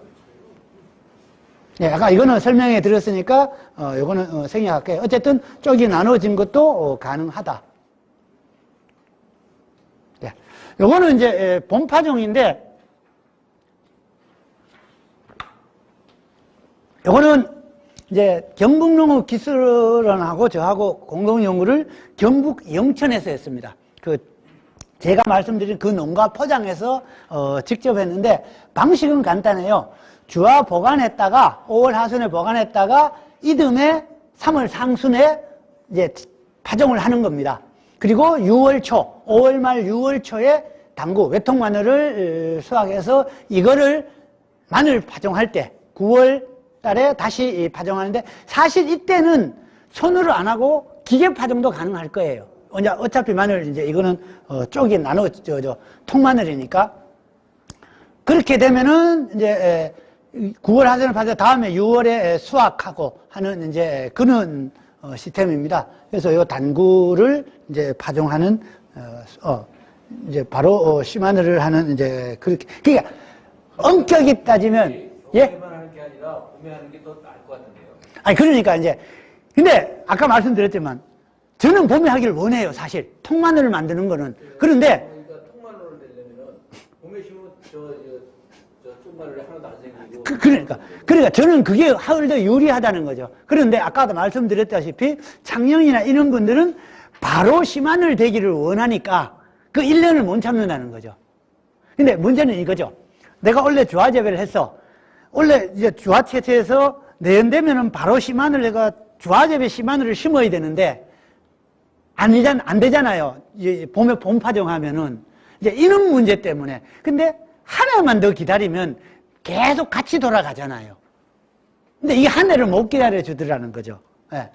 자, 어떻게 이렇게 해서 이제 전체 그림으로 보면은 이제 주화를 선별하고 이제 소독하고 파종을 한 제곱미터당 1 곱하기 1m에 한 400에서 600개를 파종해서 이제 이렇게 줄 뿌림해도 되고 아니면은 사실 흙대 뿌림해도 됩니다. 이거는 이렇게 파종해서 간수하고 하면은 이런 식으로 된다는 거죠. 이거는 뭐 이제 시스템상으로 이렇게 나오는 거니까 이런 방식으로 하면은 제가 데이터가 어떻게 나오냐면은 수학 주율도 본파종 했는 게 수학 주율은 조금 이제 떨어지는데 단구 형성률이 99.8%라는 거죠. 굉장히 높다는 거죠. 통마늘이 거의 안 생기는데 가을에 파종하면 어때요? 통마늘이 18%밖에 안 생긴다는 거죠. 두세 개로 쪼개져 버리더라는 거죠. 이제 그런 문제가 있고, 그래서 영천 같은 경우는 2월 25일부터 3월 15일 날 파종했는데 보니까 3월 한 5일경에 파종하는 게 괜찮았다. 이제 그렇게 파종을 했고, 그래서 이제 요거 당구 비율이 파종한 별로 한 94% 정도, 90% 가까이 통마늘이 나왔고, 이제 크기별로는 거의 이 대중소, 3 내지 5g, 이 대중소가 그래도 한 60% 이상 이렇게 나왔다 하는 거고요. 그래서 요거를, 요 0.5g 이하 1g, 이렇게 2g 이렇게 조그나고 이렇게 심어 보면은 어때요? 다음에 상품 수량이 일반 마늘 심었을 때는 1700kg가 나오는데 일반 당구 이런 걸 보면은 1500-1600kg는 나오더라는 거죠. 인편 심으나 요걸 심으나 별 차이가 없다는 거죠. 그런데 문제는 어때요? 한 개는 그렇지만 아까 수량을 개체수를 더 많이 심을 수 있다 그랬죠. 그러다 보니 별로 전체적인 수량은 적지를 않더라. 이제 그 얘기고요.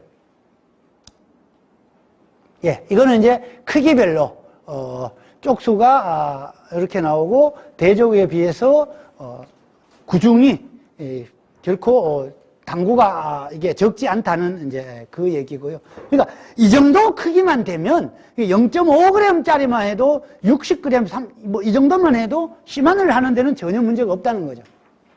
예.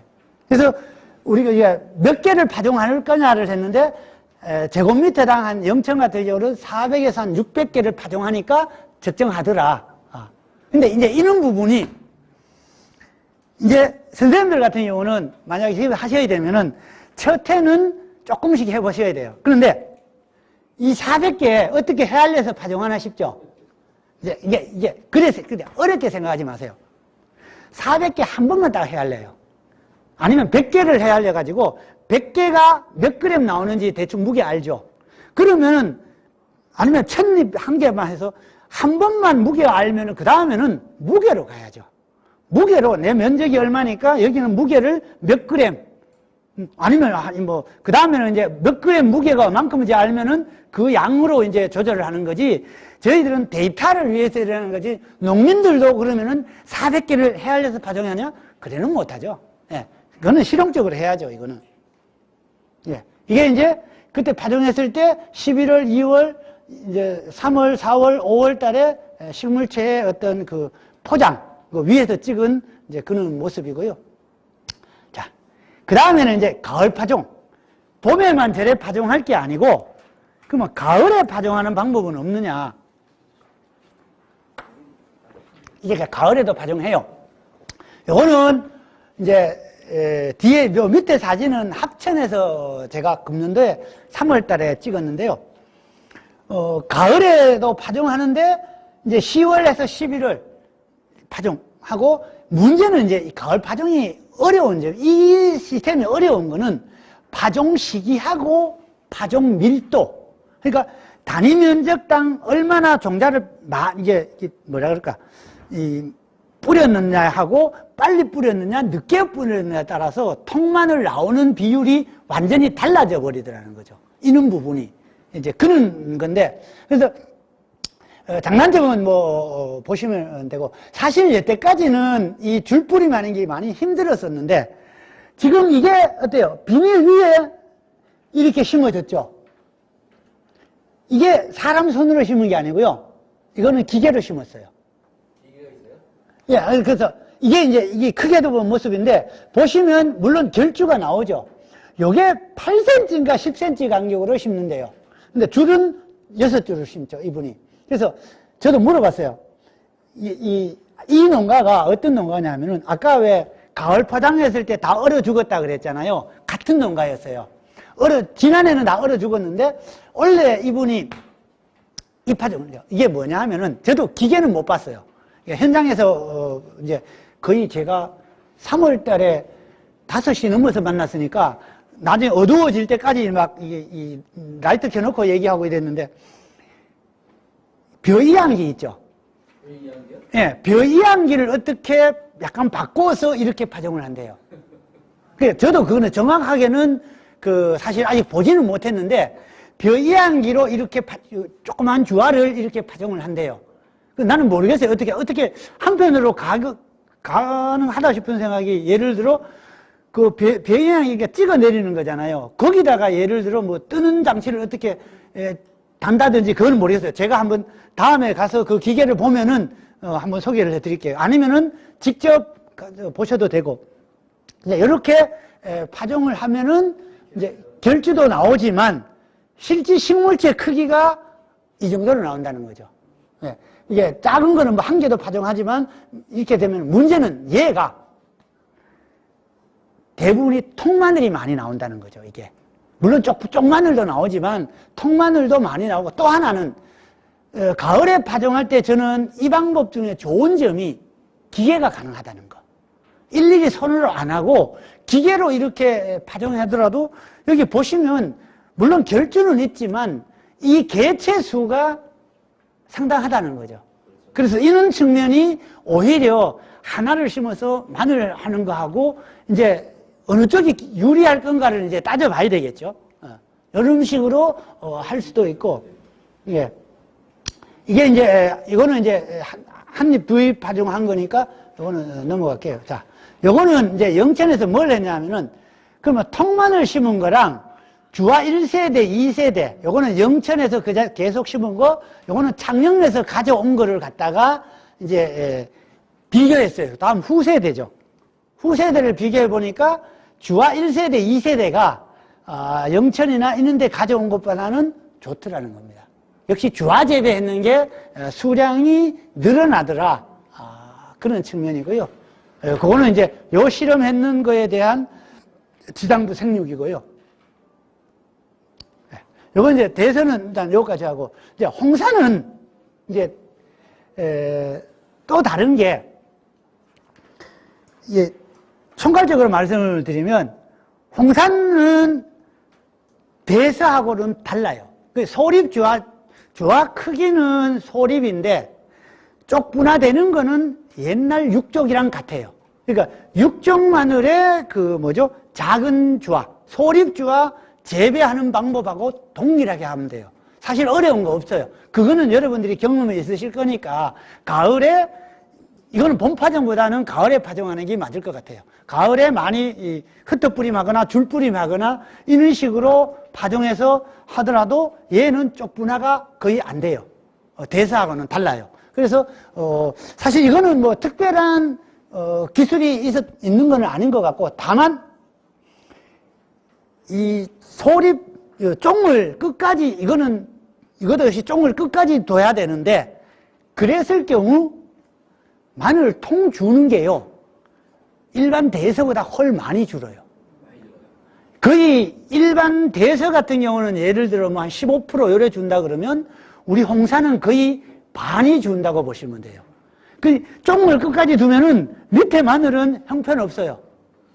그래서 그걸 계속 하려면은 저희들은 어떻게 하냐면은 한 해 쫑을 꺾었잖아요. 그럼 그 마늘은 다음에 쫑을 빨리 꺾어서 세력을 회복시켜요. 회복시킨 다음에 1년 건너씩 쫑을 수확하는 이제 그런 방식으로 쓰고 있는데, 어쨌든 채취하는 방법은 이제 그런데, 자, 이걸 이제 저희들이 우리 무안 같은 경우는 6월 10일 이후로 수확을 하거든요. 그때까지 한 거는 이렇게 좀 크고 충실한데 미리 꺾어 놓으면은 이렇게 크기가 적어져 버려요. 예.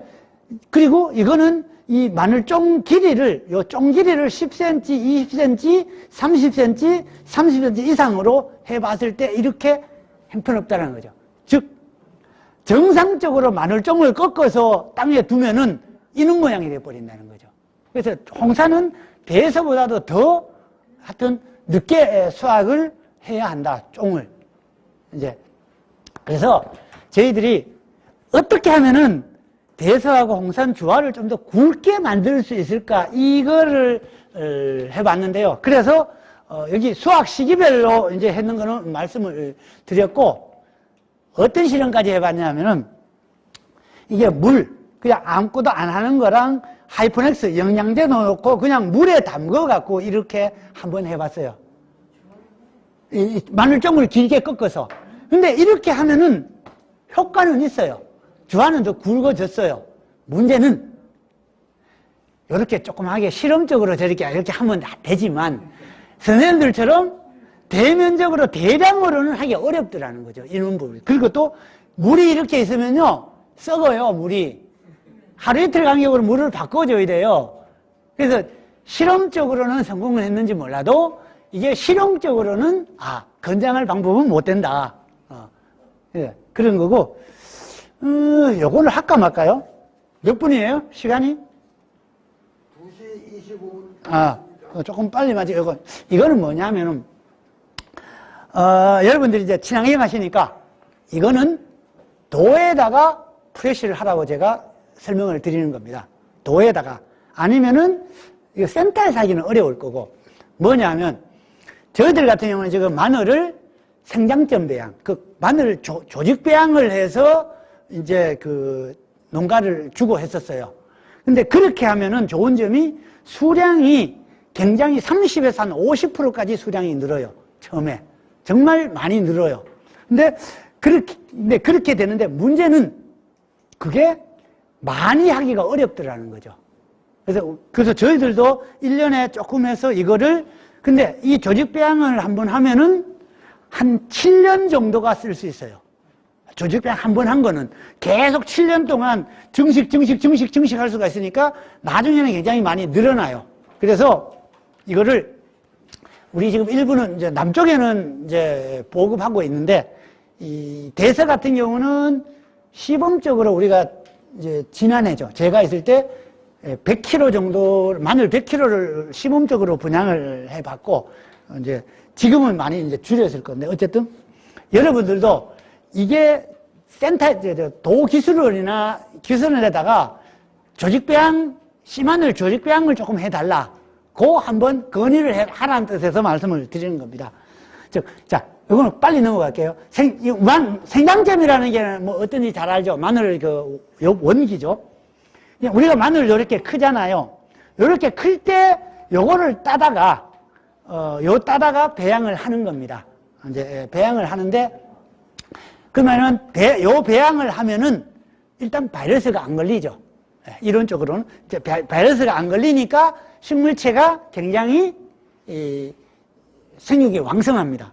근데 이게 조직 배양 방법은 보통 우리가 왜 마늘 쪽 나눠지는 시기 있죠. 여기 같으면은 3월 말 4월 초 중순쯤 쪽이 나눠질 때 마늘 하나를 딱 해치면은 대서 같은 경우는 한 10개 정도가 이제 마늘이 나오잖아요.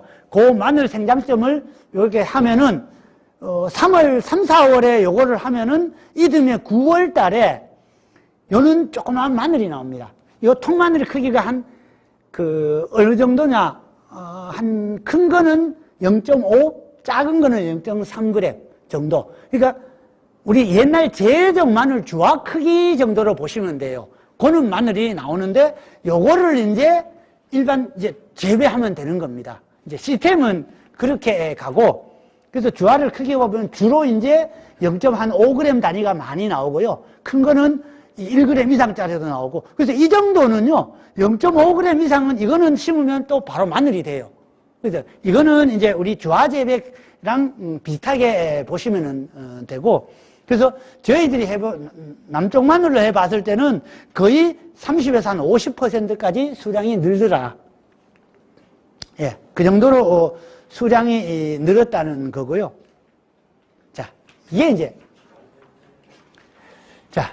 이게 이제 주화 심은 거고요.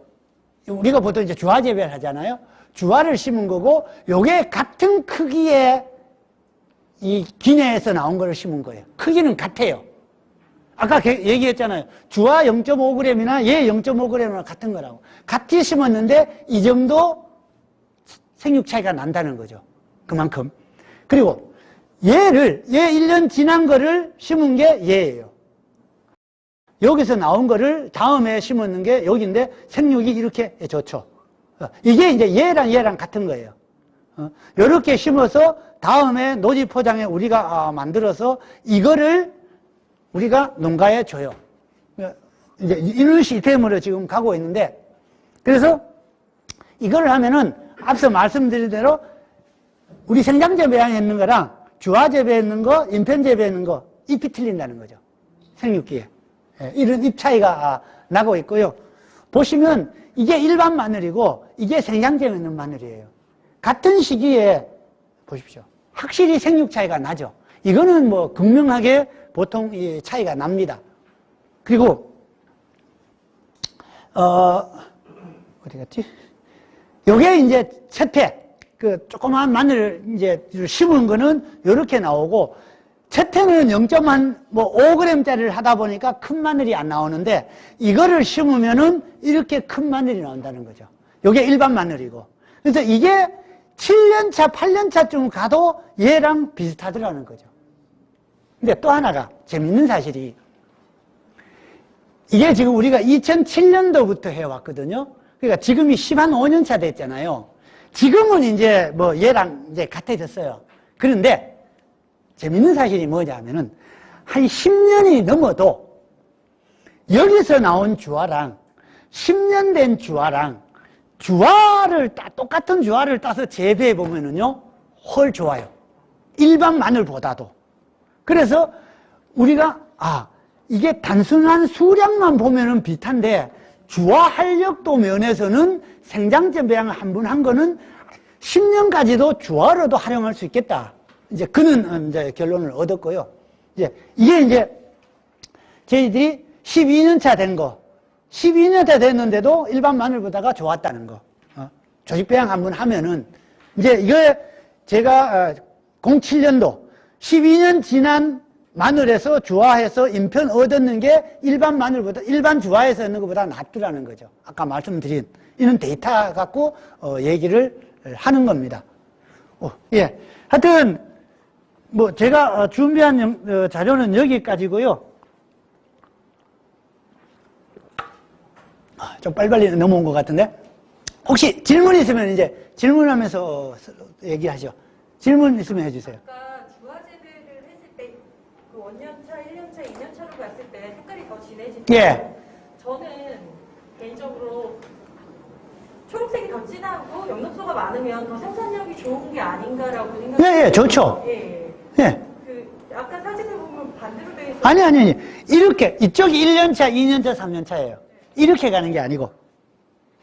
응? 잠깐만요. 그러니까 1번, 2번, 3번이라는 거죠.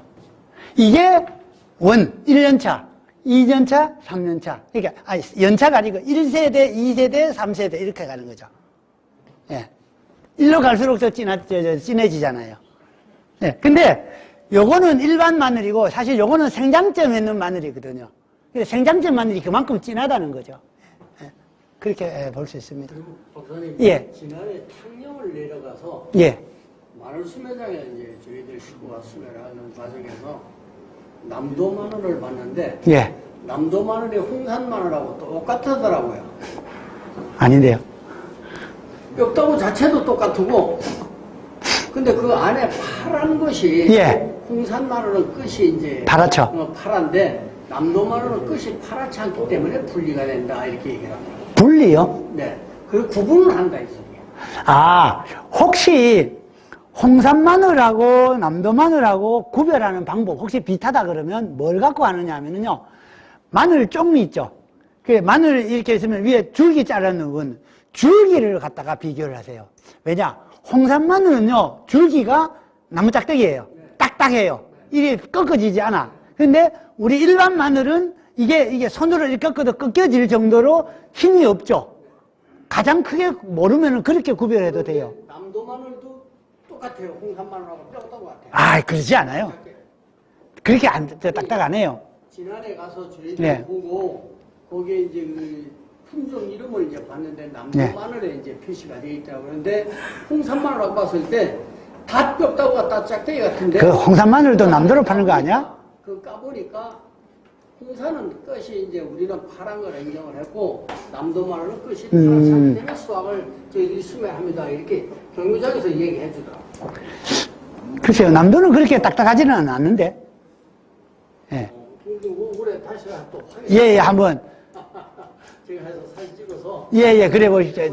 제가 봤을 때 일반인들은 그 모양을 보면 잘 모를 수 있는데, 근데 그런 것 같으면 저는 이제 줄기를 보고 구별을 하라고 그럽니다. 저희들이 그걸 왜 물었냐면, 이제 그 경매장에 가서 홍산도 혹시 수매가 가능하게 되지, 수매는 홍산은 끝이 파랗기 때문에 소비자가 아직까지 이걸 해서 선호도가 작아서 수매를 할 수 없다. 자, 지금 그리고 이제 앞으로 어떻게 될지는 모르지만, 지금 홍산은 아직까지 이 재보험이 이제 남도처럼 했다가 갑자기 이제 재보험을 안 받아주고 있잖아요. 그죠? 예. 그래서 어쩌면 올 가을부터는 될지도 몰라요. 왜냐하면 지금 저희들이 농협하고, 이거를 지금 이제 농협에서 왜 안 해주냐 했더니 어떤 표준 수량 데이터가 없다는 거죠. 그러니까 어느 지역에 홍산을 하면은 몇 킬로가 나오는 데이터가 있어야 혹시 문제 생겼을 때 그거를 기준으로 보상을 해주는데 그 기준이 없다는 거예요. 그래서 지금 그러면 지금 아직 마늘 수확하기 전이니까 안 늦었다. 원래 하자. 지금 그렇게 해서 빠르면 5월 하순부터 이제 제주도 쪽으로 해서 지금 저도 같이 참여해서 하려고 하고 있어요. 지금 그 농협하고 지금 이제 그는 협의 중이니까 아마 올 가을부터 어쩌면 보험은 되지 않을까 싶어요. 예. 무대재배에 대해서 말씀하셨는데 제가 이거 개념이 좀 헛갈리는데요. 무대재배가 그러니까 첫해 주화 재배를 해서 생산한 마늘에서 다시 올라온 아까 천년차에서는 그 종을 사용할 수 없지만 예. 그 다음에는 종 수확이 가능하다 이렇게 말씀하셨는데 예. 그러면 그 주화로 재배한 마늘에서 다시 또 주화를 채취해서 사용한 거를 무대재배라고 하시는 건가요? 아니면 뭐 2세대, 3세대 우리가 종자로 사용할 수 있는 세대에 관여된 것들을 뭐 세대수에 맞춰가지고 사용할 수 있게 재배하는 방식을 무대재배라고 하십니다. 예. 자, 여기 쉽게 지금 제가 이렇게 어떻게 써놨냐면은 처음에 이제 주화를 하거나 아니면 여기 주화가 나오죠. 여기서 주화가 바로 마늘이 되거나 뭐 어쨌든 통마늘에서 나오겠죠. 그러면 얘하고가 한 세대가 차이 나죠.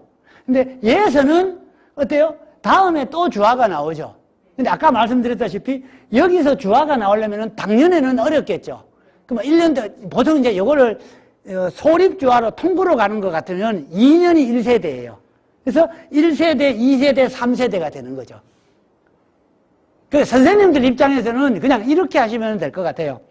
그냥 매년 조금, 이게 주화 채취하고 통마늘 조금 만드는, 만약에 봄파종 하는 것 같으면, 이제 봄파종 면적 조금, 거기서 나온 마늘을, 통마늘을 심는 포장 조금, 이런 식으로 해서 무조건 넘어가면 될 것 같아요.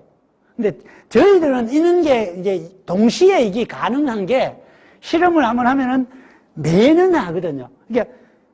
그러니까 쉽게 말해서 이렇게 여기서부터 진행되는 거는 진행되고 4년이 지나면은 여기서부터 여기까지 오는 게 있고 여기서부터 여기까지 오는 게 있고 여기서부터 여기까지 오는 게 있고 매년 하다 보니까 1, 2, 3, 4년이가 같이 있는 거죠.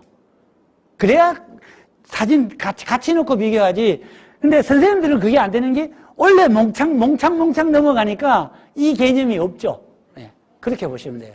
그리고 또 한 가지는 예. 흥산 마늘을 분리를 해서 분명히 한쪽씩 심었는데 예. 그 이듬해 가서 보니까 수확을 해서 보니 통마늘이 너무 많이 나오는 거예요. 그 이유가 뭘까? 한쪽 통마늘. 마늘을 심었는데 네. 인펜을 심었는데 통마늘이 됐다. 네네네. 그 원인은 무엇인가요? 글쎄 그거는 아마 이런 게 아닐까요? 저도 그런 현상은 지금 보지는 못했고, 이제 이런 거는 한번 농가에서 이런 경우는 있었어요. 그게 같은 대답일지 모르겠는데, 어떤 게 있냐면은, 이분이 농사를 지었어. 그런데, 다른데, 조금 정치나 뭐 이런 데 조금 정신이 팔려가지고, 마늘밭이 풀밭이 돼가지고, 마늘 수확을 못해서 그냥 갈아엎었어요. 갈아엎어서 그냥 둬버렸더니, 그 다음에, 2년 후죠? 아니, 거기서 마늘이 나왔는데, 대부분이 이는 통마늘이 굵은게 나온 거예요. 굵은 통마늘이 나온 거예요. 그래서 그분 얘기가, 이런 재배법이면 괜찮겠다. 왜냐하면 통마늘도 아주 크면은요, 저는 돈 든다고 봐요. 근데 문제는 지금 그게 아니고, 어쨌든 왜 통마늘이 나왔느냐는 거잖아요. 제가 봤을 때, 그게 너무 조건이 안 좋은 게 아닌가. 재배 조건이. 예를 들어 풀이라든지 이런 걸 경쟁하거나, 그래서 얘가 쪽이 분화되기 어려워서 혹시 그래 되지 않았을까? 또 하나는, 근데 여기 같은 경우는, 아니죠. 덜 추워서 그런 게 아닐까요? 왜냐하면은, 추우면은 얘가 쪽이 나누어지거든요. 마늘은. 추워야 쪽이 나누어지는데, 온도를 어떻게 보면 영향을 덜 받아서 안 나누어진 게 아닌가 하는 생각은 들어요. 그래서 그 정확한 거는 모르겠어요, 저도 솔직히. 평수에서 예. 나오는 걸 보면 정상적으로 나오는 마늘이 99%인데 예, 어쩌다 99%가 그렇게 통마늘이 돼가지고 나온다는 거죠. 그러니까 가족은 까먹기가 좋아서 좋다 이러는데 아니, 근데 원인이 뭐냐, 이거. 그 연구를 했는 게, 이 단양 마늘 연구소에서 아예 통마늘을 만드는 연구를 했었어요. 아니, 그게 괜찮아요. 근데 이제 통마늘 만드는 비율이 문제지, 이렇게 예를 한 30g짜리 통마늘이 만들어지면은요, 이 슬라이스라, 이제 까먹기도 좋고, 요리라든지 이게 장식용이라든지 이런 데는 굉장히 좋아요. 근데 이제 문제는 다 그렇게 만들기가 어려워서 그렇죠. 예. 근데 통마늘이 지난해가 수확해서 보니까 다 작아요. 그러니까 작으면 안 되죠. 일반 마늘의 한 4, 5일 정도? 찍어서 그게 문제야. 저는 채야 되려면 한 2, 30g짜리. 그러니까. 근데 실질적으로요, 중국의 어떤 지역에, 저는 이제 면 때문에 그걸 찾아봤는데, 어떤 일이 있었냐면은, 이제 수입되었는데, 이런 통마늘이 수입된 거예요. 그래서 이게 마늘이냐 아니냐 세간에서 우리 쪽으로 이제 내가 마늘 하니까 의뢰가 들어왔어요. 이게 뭐냐? 그래서 쭉 찾아보니까 중국 쪽에서 거기는 우리 왜 대서마늘 같으면 속쪽 있죠. 작은 거를. 이거를 그 지역에서는 봄에 파종한대요. 봄에 파종하면은 요는 통마늘이 나온대요.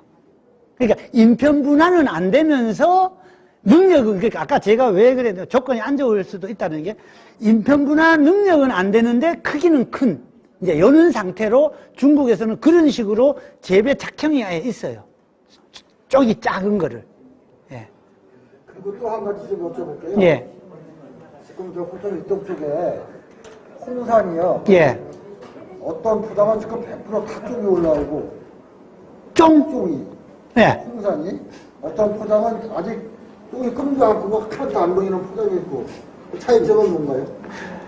쪽이 벌써 올라오면 상당히 빠른 거 아닌가요? 글쎄, 그래서 여쭤보는 거예요. 저희가 다 올라왔어요. 근데 여기가 하나도 안 올라왔어요. 혹시 부직포를 덮는 방법의 차이는 어때요, 두 분이? 똑같겠죠.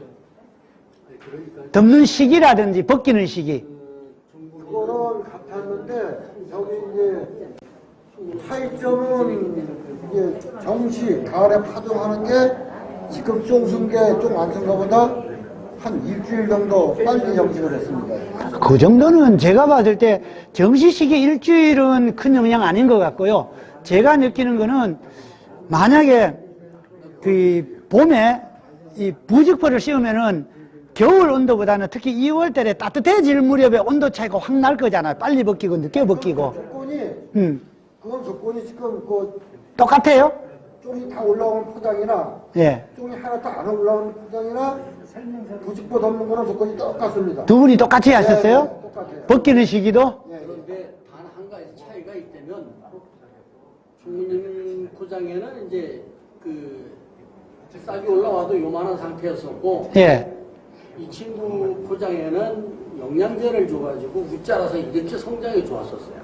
네. 그러다 보니까 그 일곱 개 차이에 나왔었어요. 그 차이에 그러면, 그러니까, 결국 큰 군이 쪽이 올라왔다는 거죠.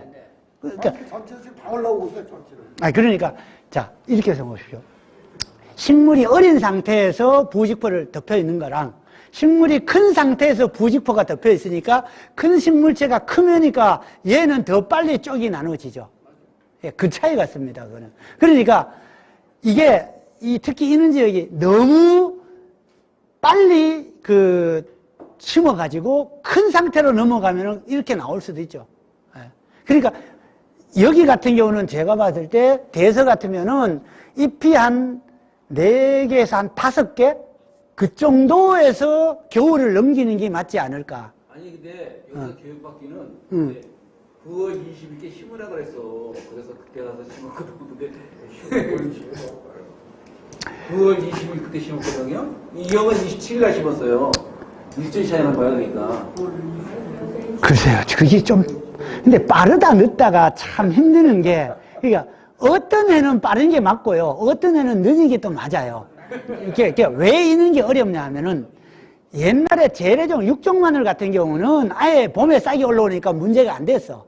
그런데 지금 대서 같은 남쪽 마늘이 여기 와서 심는 거잖아요. 그러면은 마늘이랑 홍산 마늘이랑 다 똑같아. 그러니까 난지역 마늘이 그러니까 월동 전에 싹이 난 상태에서 넘어가는 마늘은 이쪽에서 정확한 파종 시기가 언젠지가 사실은 그는 경험이 짧잖아요. 이제 그걸 많이 경험해 보면 언제쯤 심어야 되는 거 알겠죠. 근데 홍산이 지금 저희가 붙어서 2년 차거든요. 그러면 예. 두 번째이기 때문에 아직 경험이 없죠. 그러니까. 예. 예. 근데 작년에는 우리 마늘 농가들이 그 지역에서 거진 같은 시기에 쪽이 다 올라왔는데 금년에 희한하게 어느 포장에서는 지금 100%가 다 올라오고 한 포장에는 아직 마늘 쪽이 꿈도 안 꾸고 있고. 아직 꿈도 안 꾸는 게 맞죠. 그렇죠. 그 예. 현상인 것 같은데 그래서 여쭤보는 겁니다. 근데 저는 지금 종이 다 올라왔으면 아직 꺾지는 않았고 아직 꺾을 저는 때 이제 걱정이 되는 게 지금 벌써 그 종이 올라왔으면 저게 수확이 빨라져 버리면 괜찮은데요. 그렇지 않으면은 2차 생장이라고 가는 잎이 올라오는 거 있죠. 옆에, 마늘종 옆에. 그게 올까봐 겁이 나네요. 그것만 안 오면, 근데 이제 이런 거죠. 그것만 안 오면은 정말 가을에 빨리 많이 키워서 넘으면 수확 시기가 당겨질 수 있는 이점이 있을 수는 있어요. 이제 근데 혹시 얼어 죽는 비율은 어때요? 동해는 더 봤고. 더 빠졌죠? 예, 당연하죠. 식물체가 크면 클수록 얼어 죽을 확률은 높거든요. 그렇죠. 그러니까 제가 봤을 때 여기는 잎이 저는 4개, 한 5개 정도 선에서 월동하는 게 월동 6도 겨울에도 덜 얼어 죽고 마늘 전체적으로 생육이 봤을 때는 그 정도가 낫지 않을까 보는 거죠. 예. 남쪽에는 뭐 잎이 7개, 8개 나오는데요. 그러니까 여기서도 교육을 받을 때 마늘 잎이 최소한 6, 7개는 나와서 겨울에 파종을 아니, 그렇게 많아서. 90%를 덮어라. 누가 그래 했는지 모르겠어요. 저는 이쪽에서 오면 너무 많지 않게 하라 그러는데. 그래서 제가 계속 하는 게 잎이 4개나 5개를 얘기하잖아요. 예. 근데 그게, 아까 남쪽에는 잎이 7, 8개가 맞아요. 남쪽에 얼어 죽을 염려가 없으니까. 그런데 그 남쪽에 있는 데이터를 갖다가 여기 적용하면은 잘못하면 박살나죠. 여기 환경에 맞게끔 변형해서 교육을 시켜줘야죠. 예? 그러니까 그런 거를 지역에 따라 교육을 할 때 하여튼 모르겠어요. 저는 그렇게 그 지역에 맞춰서 교육을 해줘야지. 예. 혹시 또 교육이란다. 질문 있으면, 예. 아까 그 주거 잠깐만요. 예. 28도씨에다가 한 달 정도 놔두고 나면은 그 저온에 넣었던 게 타파가 되면서 예. 콩마늘이 봄에도 가능할 거다. 저온에 예. 요게 그러니까 주화에 대해서는 이해를 했는데 한 가지 그러니까 여름에 작년 재작년 되게 습하고 날리기가 안 좋은 해가 있어요. 예. 일반적 마늘 종자를 저온에 저장했다가 식기 한 달 전쯤에 꺼내서 그 타파를 시키는 것도 혹시 가능한가요? 이론적으로는 가능해요. 예. 왜냐하면, 이제 작년에 심어봤는데요. 나도 냉장고 돼 있어요. 예. 이따가 심을 때 괜찮던데 똑같아요. 그러니까, 이게, 이, 버널리제이션이라 그래갖고, 이제 저온을 받으면 화분화가 되는 화성이 유도됐다가 이게 다시 고온 처리되면 이제 원위치 되는, 이제 실제 재배 쪽으로는 그렇게 이용을 많이 하고 있습니다. 빨리 올라와요 이게. 근데 그거 조심하십시오. 그렇게 했다가 잘못하면은, 지금 제가 마늘 교육이 아니기 때문에 오늘 그런 거 없는데, 저희들이 처리 안 한 것부터 한 달간 처리를 했는데요. 처리한 게 나중에 가면은 2차 생장, 벌마늘 나오는 게 80% 나와요. 그러니까 씨마늘은 저온 저장하면 안 돼요. 운 좋게 안 나왔을 뿐이지, 해에 따라서는 다 씨마늘이, 벌마늘 나와버린다니까? 그거 굉장히 조심해야 돼요. 근데, 자, 그러니까 저는 농민분들이, 나는 해보니까 괜찮아 하시는 분도 있어요. 근데, 운 좋게 괜찮아질 수도 있어요. 근데 그래 했다가, 한 번은 또 박살날 수 있다는 거죠. 아니, 진짜로. 그런 거 많아요. 그래서 선생님들 이런 거 하세요. 자, 뭐든 몽창하지 마. 아니, 다 냉장고에 넣더라도, 아니면 내가 진짜 해보고 싶으면 마늘을 한 점만 냉장고에 넣어. 한 점만 냉장고에 넣어놨다가 다 파종하고, 그거를 밭 귀퉁이에 심지 말고 밭 중간에, 조건 좋은 데 심어야지. 귀퉁이에 땅이 안 좋아갖고 안 좋아질 수도 있잖아요. 걔는 조건이 좋은 데를 심어가지고 어떻게 반응하는지를 한번 보라고. 뭐든. 좀 그렇게 실험을 좀 해봤으면 좋겠어요.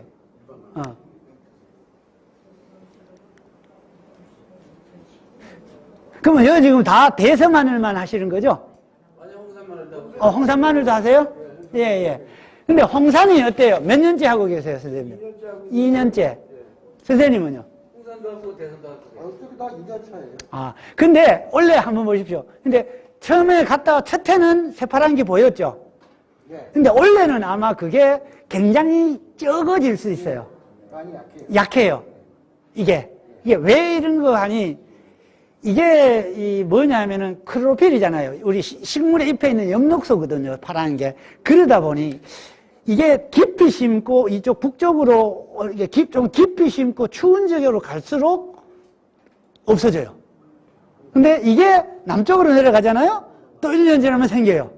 그 남쪽 씨마늘이 이리 오면은 또 점점 없어지고. 하여튼 이런 문제가 좀 있어요. 예. 그래서 어떤 경우는 우리가 어떤 게 있었냐면, 홍산 재배했는데 없다는 거지, 새파란 게. 예? 그러면서 이제 그래갖고 이제 제가 실험하려고 그걸 가져다가 내 마늘을 주고 그걸 가져다가 실험하고 이렇게 해봤는데 그런 문제가 있어요. 그래서 어떤 거는 있어야 된다 하는 분이 있고, 이제 남쪽에서 특히 없어야 팔아먹기 좋다는 분도 있고, 지금 이게 조금 좀 애매해요, 저희들이. 예. 없다 그러면 남도마늘을 팔아먹어야지. 아니죠. 그런데 남도 마늘보다는 이 북쪽 지역에서는 마늘이 수량도 많고 비싸게 팔려고 그러거든요. 특히 홍성 지역에는 한지형급으로 팔려고, 재래종 육종 마늘처럼 가격을 비슷하게 받으려고 그러는데, 이제 남쪽에 가면은 이제 남도 마늘로 봐주면은 가격이 거의 반값으로 떨어지니까 또 싫죠. 예, 이런 문제가 있어요. 예. 홍산 마늘이 이렇습니다. 이 북쪽에서 재배하면은 육종 마늘이 되고요. 이게 남쪽으로 내려가면은 한 8쪽, 9쪽까지 돼요. 그러니까 그 대신에 여기서는 구가 뭐 한 40g 내외로 우리 재래종보다 조금 약 한 20, 30% 더 크고요. 남쪽으로 내려가면은 좀 많이 커집니다. 많이 커지다 보니까 쪽수가 조금 더 많아요. 근데 마늘 특성이, 저 아래 마늘이 여기서 계속 재배되면요, 쪽수가 줄어요. 같은 마늘도. 근데 우리 여기 육종 마늘을 저 남쪽에 뭐 우리 무안에서 몇 년 재배하잖아요. 쪽수가 늘어요. 계속 육족이 아니에요. 저희가 예. 단양도 한지형인지 몰라도 저희가 그거는 한지형이죠. 예. 한 몇 년 전에 기술센터에서 얘기를 해갖고 저희가 제 앞으로도 이제 한 300kg 정도로 씨를 하다가 예. 재배를 해보니까 육종 마늘을 하다가 재배를 하니까 6쪽보다 7쪽, 8쪽이 더 많이 생산이 되거든요. 왜 그래요? 크기는? 크기는 뭐 한 35g 정도? 마른 게 35g? 그럼 뭐 되게 큰 것도 아닌데, 그죠? 예. 글쎄요? 그건 뭐가 문제가 있네? 보통, 잘 못 키는 거지, 그럼. 뭐 결론을 그렇게 내릴 수밖에 없는데. 하여튼, 이게 지역을, 어쨌든 마늘은 지역을 넘나들면은, 제가 여기서도 그 얘기, 어디서, 하여튼 기억을 하려면, 예, 마늘은 어떤 특성이냐면은, 내가 생산된 지역의 어떤 환경을 몸에 저장을 해요. 근데 그 환경을 저장했다가 다음 재배하는 데가 이제 다를 수도 있고 같을 수도 있잖아요. 근데 그게 많이 달라버리면 완전히 마늘이 이상하게 돼요. 그 비근한 얘가 우리 수입종 마늘이 중국에서 많이 들어오잖아요. 특히 대에서. 그러면 우리나라에 처음에 오면은 스펀지 마늘이 많아요. 그 원인이 그거예요. 내가 자라는 대로 자라려고 하는데 환경이 확 달라 보니까 얘가 이상하게 돼버리는 거죠. 그래서 하여튼 마늘은 현지에 가면은 그 적응은 잘해. 네. 그러니까 만약에 그거 아니라 그러면 여기 육종 마늘을 저 남쪽에 가서 재배하면은 이따만한 육종이 되게 쪽수 안 늘면은 기가 막히죠. 그런 문제가 있어요. 지금 따뜻한 지방에서 주식병 해가지고 나온 중구 씨앗을 올해 좀 구매를 해서 가을에 좀 파종을 할까 싶은데 그중에서는 많은 양은 줄 수가 없다 이런 얘기를 하고 있어요. 그래서 걱정되는 남도 아니면 대서? 대서만 아니면 홍산하고 대서하고 조금씩 이제 구매를 해서 좀 심어볼까 그러는데 주식병을 해서 중구가 나왔다고 하니까 그런데 지금 박사님 말씀은 너무 따뜻한 곳에서 생산된 씨앗은 북쪽에 와가지고 과연 북쪽권은 거기 가서 적응은 하겠지만 따뜻한 곳에서 주식병 된 것은 북쪽에 가서 적응이 가능할까? 그거는 괜찮습니다. 왜냐하면 단지 이제 남쪽에 일로 오면은 싹은 좀 빨리 나겠죠? 싹이 조금 빨리 나는 문제가 있지 나머지는 뭐 문제될 거는 없죠. 혹시 제주도 쪽이에요? 강경택 씨? 예. 제가 어제도 통화했는데. 거기는 제가 특정 업체를 참 하면 그렇지만 사실 민간으로서 조직배양 하시는 분은 그분이 아마 유일할 거예요. 예. 그 아들이 한농대 나와가지고 직접 조직배양을 하거든요. 예. 언제 한번 거기 견학 가세요. 그러면 아까 말한 기계 있잖아요. 그물망 탈피하는 기계도 한번 보시고 그러면 괜찮을 것 같아요. 여기도 하는 거네. 예? 아이, 단체로, 이 건물 주인한테, 돈 좀 내놔라 그래갖고, 단체로 가는 거죠. 견학 가는 거죠. 아니, 창녕도 가는데 제주도는 왜 못 가요? 뭐 원래는 갔잖아요. 예. 상해는 자주 가요. 1년에 한 번씩. 예. 조직병 한 것을 이제 교육을 이제 그 견학을 좀 갈까 하고 좀 문의를 해봤더니 1월 말경에 오는 게 좋겠습니다. 그러니까 조직배양 한 상태에서 자기네들이 작업하는 걸 1월 말경에 작업을 한다. 조직배양 하려는 걸, 근데 선생님들 조직배양 하는 거 봐서 뭐 하게? 아니, 어떤 식으로 하는가 보고 싶어요. 그거는요, 지금 무안 가면은, 제가 있던 데 가면은, 지금도 뭐 하고는 있죠. 그러니까 지금은 뭘 하냐면은, 3월 달에 조직배양 한 거를 쭉 키우고 있는 중이죠. 요 눈 따는 거는 이제 보통 3, 4월에 따고, 한 번 따갖고는 이제 계속 병에서 계속 키우는 거는 지금도 키우고 있죠. 8월 달까지 키우죠. 네. 그리고 만약에 급하게 보고 싶으면 제가 근무했던 데 가면은 조직배양 마늘, 일반 마늘 이렇게 구별해서 심어 놓은 게 있어요. 지금 가면은 볼 수 있어요. 거기는 주로 남도 대에서 다 있어요.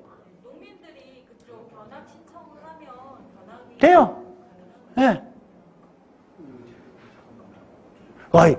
오늘다가 그 담당자하고 통화했는데 견학 안내하려고 하면서 손님 왔다 그러면서 나간다 그러던데 자주 와요. 하루에 어떤 데는 몇 팀씩도 와요. 양파 마늘 할 때. 특히 4월, 5월. 예. 바쁜데도 5월달 같으면 바쁘잖아요.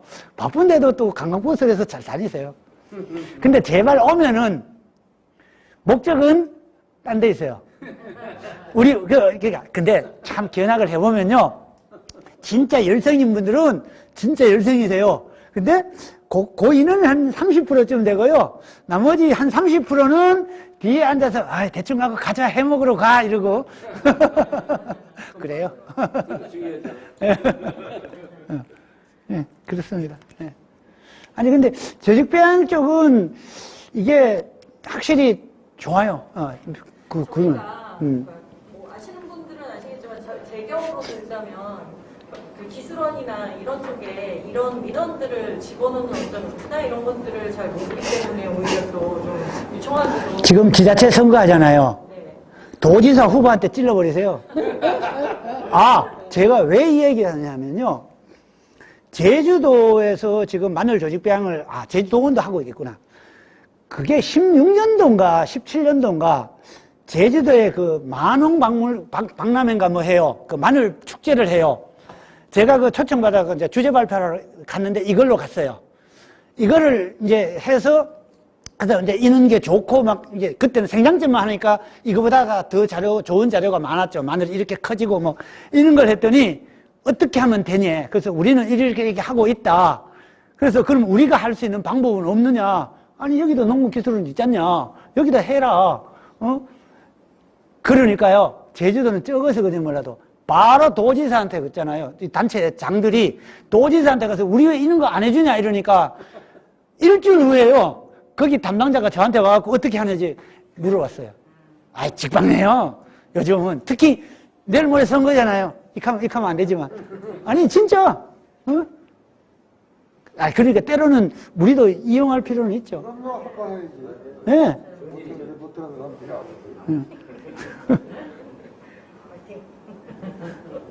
아니, 좋은 정보 아니에요? 네. 혹시 또 뭐, 질문? 없으면은, 마치겠습니다. 고맙습니다.